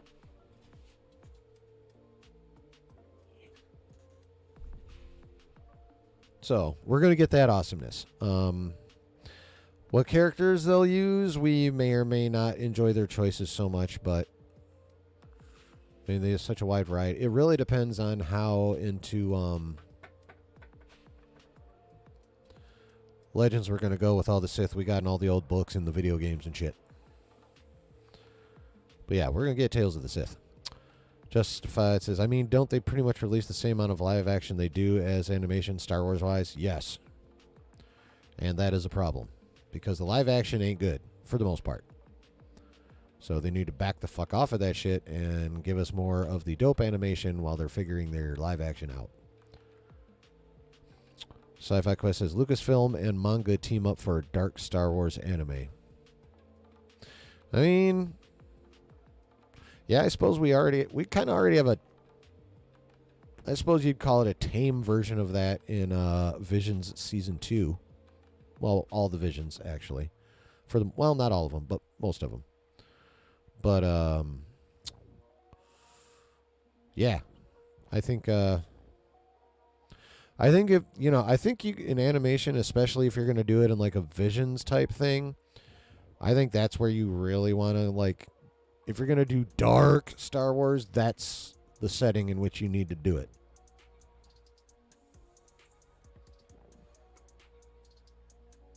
Just kind of off over here to the side in an anime universe.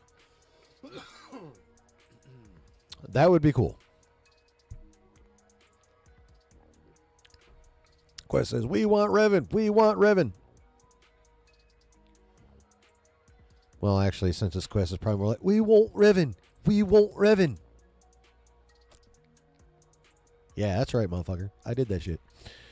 Brooke says, I loved Vision Season 1. Season 2 was okay. Yeah, I don't know that I finished Season 2. There were some definitely dope episodes in Season 2, though. I think I liked the ones I did watch. Griff says, I agree. Give us Revan, because with Revan, we may get Valkorion. Yeah, I need to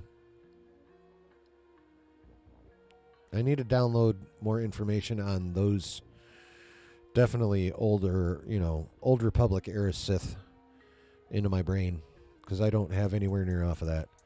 The Rise, Fall, and Return of Revan would be awesome. That would be a trilogy, a movie trilogy that they should take 5-6 years to develop before they even produce it. Like, I would love to see a Revan trilogy start. Well, you probably don't need to develop it that long. But I wouldn't mind seeing a Revan trilogy, the first movie in a Revan trilogy hit the screen in, like, say they start developing it, like, in April, which is next week. 25, 26, 27. 28. I mean,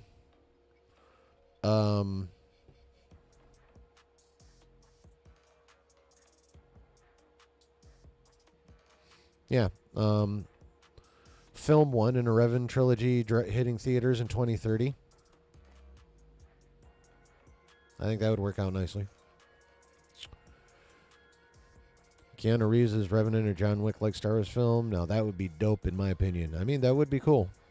I mean, the fight scenes in the Acolyte trailer looked, a little Matrixy and John Wicky, so. Justin says, Justify says, my point is animation isn't going to save. My apologies, man. I'm not trying to disrespect your chat at all. I just had to hack. Animation isn't going to save Star Wars. They have to figure it out live action wise and stop making or attempting to make shit that literally has no chance. Oh, I completely agree with that. That's why I'm saying they just need to lean into animation while they're figuring out their live action, and then, they can start bringing the amount of live action they release back into balance. Slowly, over time, as they are getting it, finally, hopefully getting it right. The emphasis on animation is just like is a bridge to better. I want it used as a bridge to better live action by emphasizing animation, thus giving the live action side more time to get their poop in a group.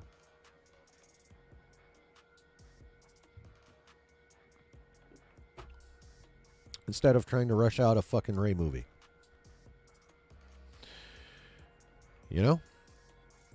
Quest says 2030 using real life lightsabers. Dude, if we were going to do that, then I want my fucking, and I'm staying on this motherfucking thing. I want my Back to the Future 2 shit. I want my hoverboard. I want my self-tying shoes. I want my self-drying clothes. I want all that shit before I get a fucking, actual lightsaber, which is weird for me to say, but I want that shit. It's just much more practical. Leaning into animation isn't going to do the trick.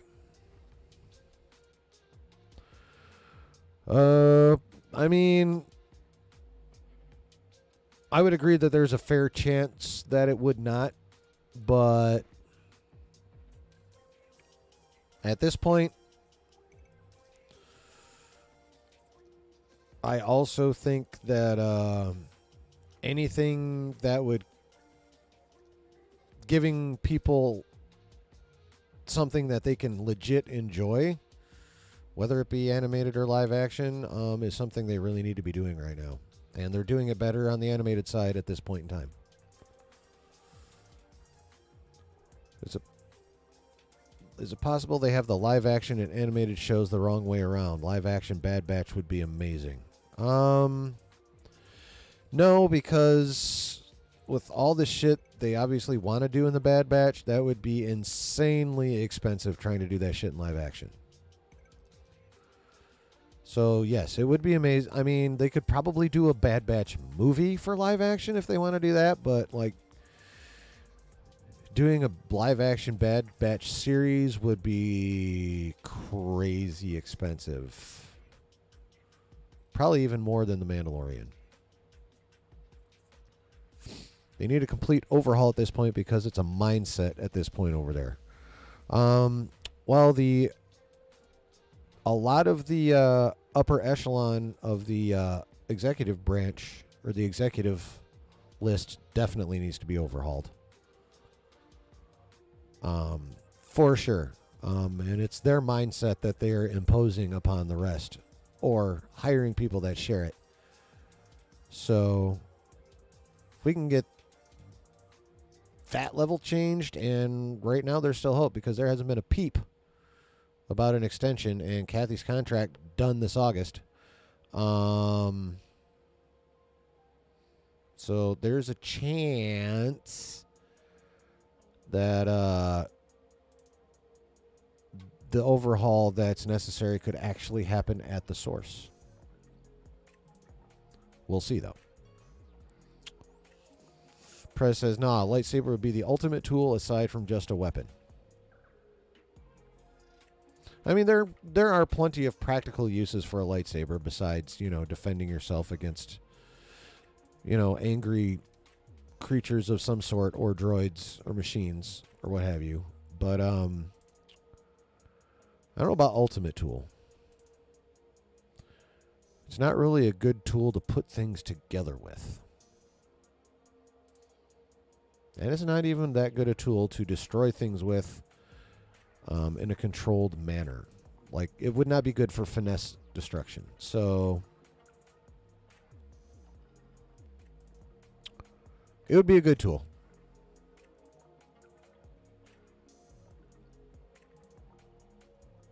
But its uses would be limited more to the tearing down side of things rather than building side of things.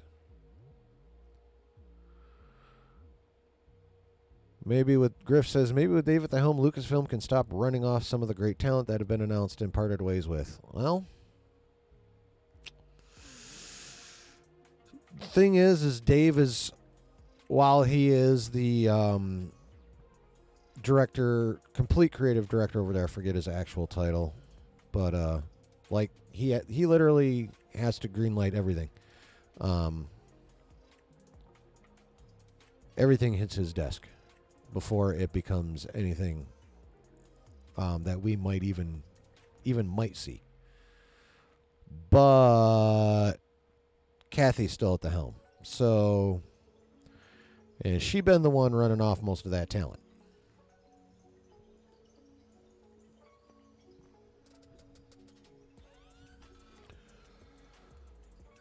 So that would it's still coming down to her for the most part. Brooks says flying cars would be dope. I remember people predicted 100 years ago we would have flying cars today. Yeah, I know, right? Prez says, shit, a lightsaber would be an arborist's best friend. Oh, yeah, you can trim the fuck out of some hedges with a lightsaber. Cut down some trees. Yeah, definitely. Like loggers. Yeah. Oh, it definitely, there's plenty of excellent uses for a lightsaber. Just very few of them are on the creative side. Tamura would die of exhaustion filming that too. Yes, he would. Press said. Quest says, that's what I meant. Live action for movies, animation for the shows. Oh, yeah. I mean, that could be cool. For sure. But, yeah, that would be very tiring for Mr. Morrison. So it says, live action Bad Batch would just be Mando Volume 2. Yeah, that's why I would only really want to see that in a movie anyway. Quest says, come on, they barely kill with lightsabers these days. Yeah, well, that's just bad writing. It has nothing to do with the weapon/tool itself. Just says, yes, it is. You could literally weld anything right on the spot. Yeah, true. basically be a plasma welder, wouldn't it? Yeah, you're right. You got me on that one. You're right. It would be a plasma welder. You'd have to be super deft with it, but, you know, you'd also be a Jedi, so by definition, you would be super deft with a lightsaber. Anyway. Yeah. Brooke says, lightsabers definitely need a ton of training. Oh, yeah, and I imagine it would have very specific applications in the world's militaries, but I know for sure laser rays are being researched upon. Oh, lasers have been researched upon since they figured out how to refract light. So, Quest says, a real-life Z95 headhunter would be my choice. I need to refresh my memory on what the fuck that is. Where's my mouse? There's my mouse. Z95 headhunter. Excuse me.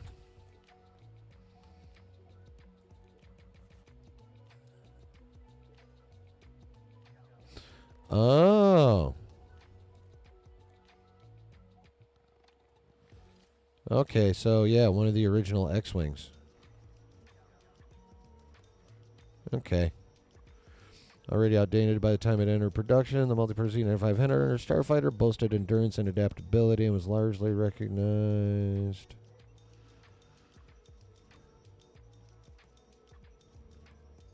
Oops, stop it, fuckwad. As a respectable... God damn it. What are you doing? Oh, you fucking ads. Okay.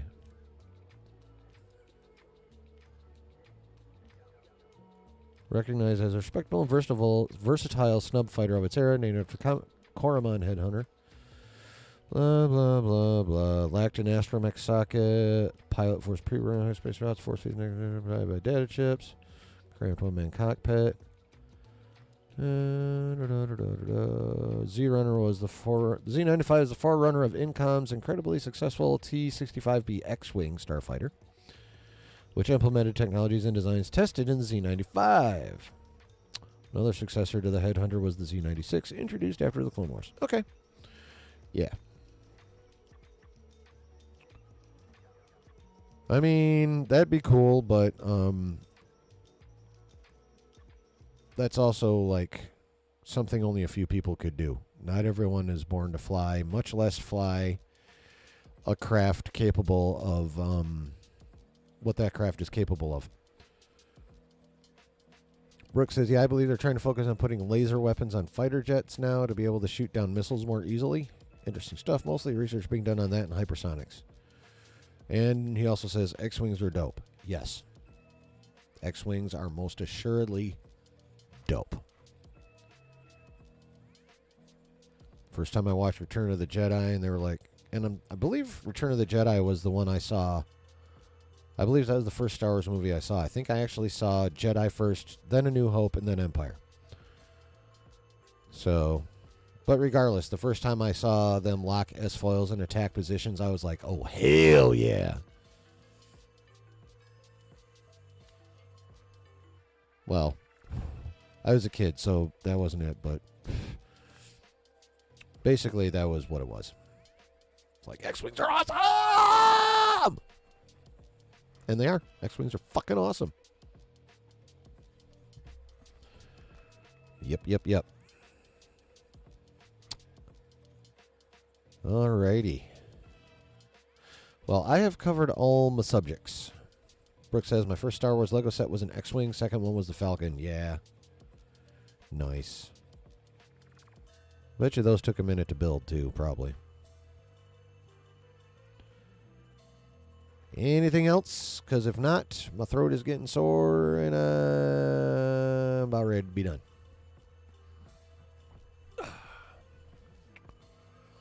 Questions, concerns, thoughts, what have you, before we part ways for the evening.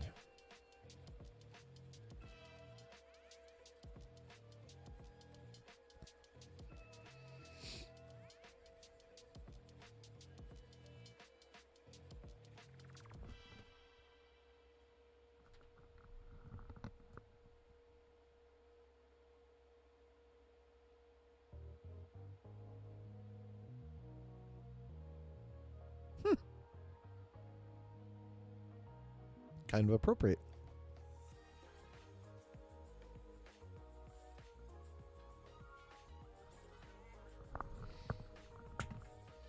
Alrighty. Brooke says, yeah, both took a while, but felt good when I finished building them. Oh, I bet. You still have them? Did you glue them together? Quest says, my Z95 will be parked next to my Spaceballs Eagle 5. Oh, yeah. That makes total sense. Total sense. Ooh, yay. Spike back up to 10 again. Hoo-ha! Thank you for coming in. Unfortunately, coming in right when I'm about to go bye-bye. So, we've gotten to that point, folks. It's time to go. Time to be done. I want to thank everyone for being here, whether you were a participant in the chat. Kind of got me going on this. Justin says you kind of got me going on the Star Wars. Oh, I know. I'm warming you up for Tuesday, big guy. That was practice, bruh. Get my Belichick on. Just kidding. But yeah, no, I'm getting you warmed up, man. Getting your Star Warsy brain paths firing and ready to go. Ready to bury Matt and Scotty in reality. Yeah. Tuesday, 9 p.m. Eastern Standard Time. Me and Justin. Scotty Hawk and Matt Cave Gaming. Harris from M Cubed and Kendall from Nerds Underground moderating. The state of Star Wars. Brooke says, I might have the logo sets at my parents' place, but yeah, I might get more logo sets in the future for the memories. Yeah. Brooke says, great stream. Looking forward to Star Wars debate. I think it's going to be a good one. Oh, it's going to be great. It's going to be so much fun. Quest says, great stream as always, buddy. Thanks, man. Take care. See you on Tuesday. Hell yeah. Justin says, bro, they aren't ready for me. No, they're not. They're not ready for us. And I ain't scared to say it. You're not ready for us, Scotty. You're not ready for us, Matt.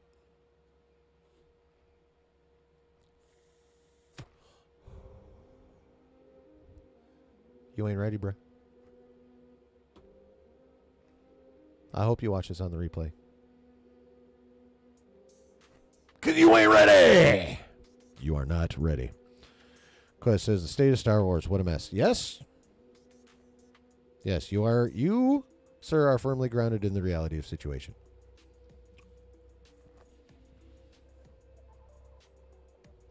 All right. So everyone who is active in the chat, Quest, Justin, Brooke, Griff. Saw Sabersmith in here earlier. See how far up this bitch will let me scroll. Prez was in here. Rob was here, of course. Griff again. I know I saw Sabersmith in here earlier. Seeing if there. Oh yeah, Bun Sauce was up in here too. Jesus, that guy kills me. Yeah, I know Sabersmith is in here. Oh, there he is. Yep, Sabersmith was in here.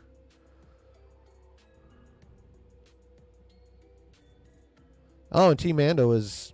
Well, T Mando dropped a chat, so. Way back in the beginning, animation has always been the thing. There's just so many small-minded sheeple. I mean, he's kind of right, so thank you for that chat, T Mando. Appreciate you. So, whether you were active in the chat and I just listed your name or whether you've been lurking, thank you for being here. If you did not hit a like on your way into the stream, please do so on your way out. And if you are not yet a subscriber, please become one of those. You see how much fun we have up in this bitch. Hi, Dawn. Yes. Literally right at the end. I was just giving my bye-bye spiel. But thank you for coming in. I really appreciate it. It's nice to see you. It's nice to see you. But yeah, if you're not yet a subscriber, now that you've seen how much fun we have up in this piece, please subscribe and hit the notification bell so you know when we're having more fun. Yeah. So thanks for being here, everybody. Good to see you, Don, even if it's just for a wee bit. And remember,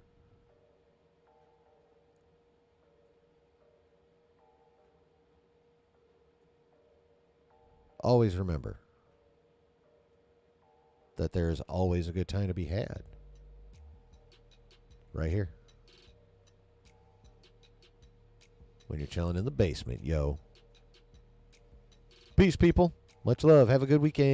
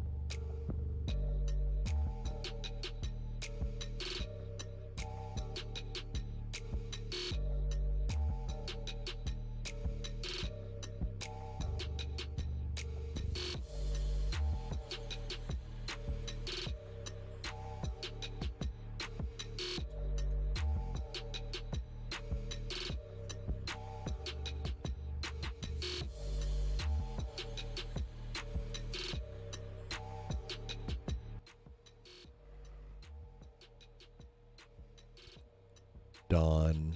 I'm on the left coast, so the times get me lost sometimes.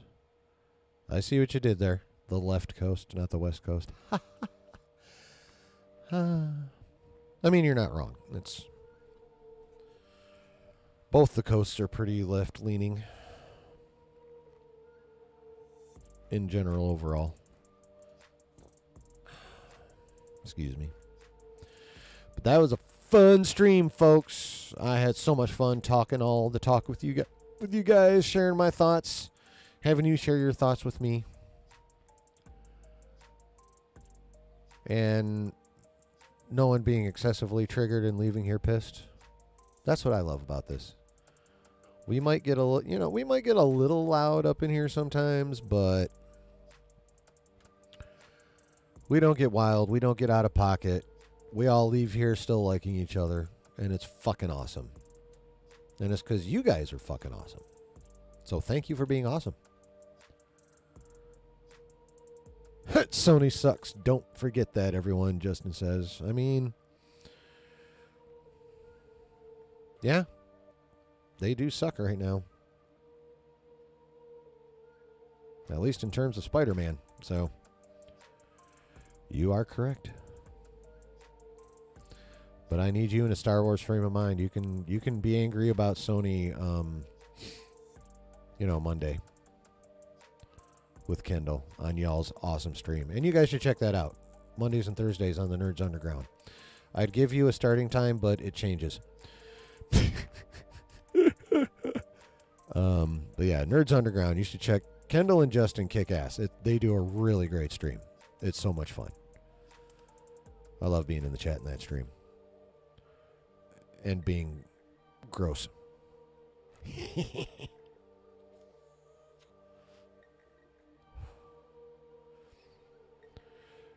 So yeah, check out Justin and Kendall on Monday, and then come right back here, 9 p.m. Eastern, Tuesday, for the State of Star Wars debate.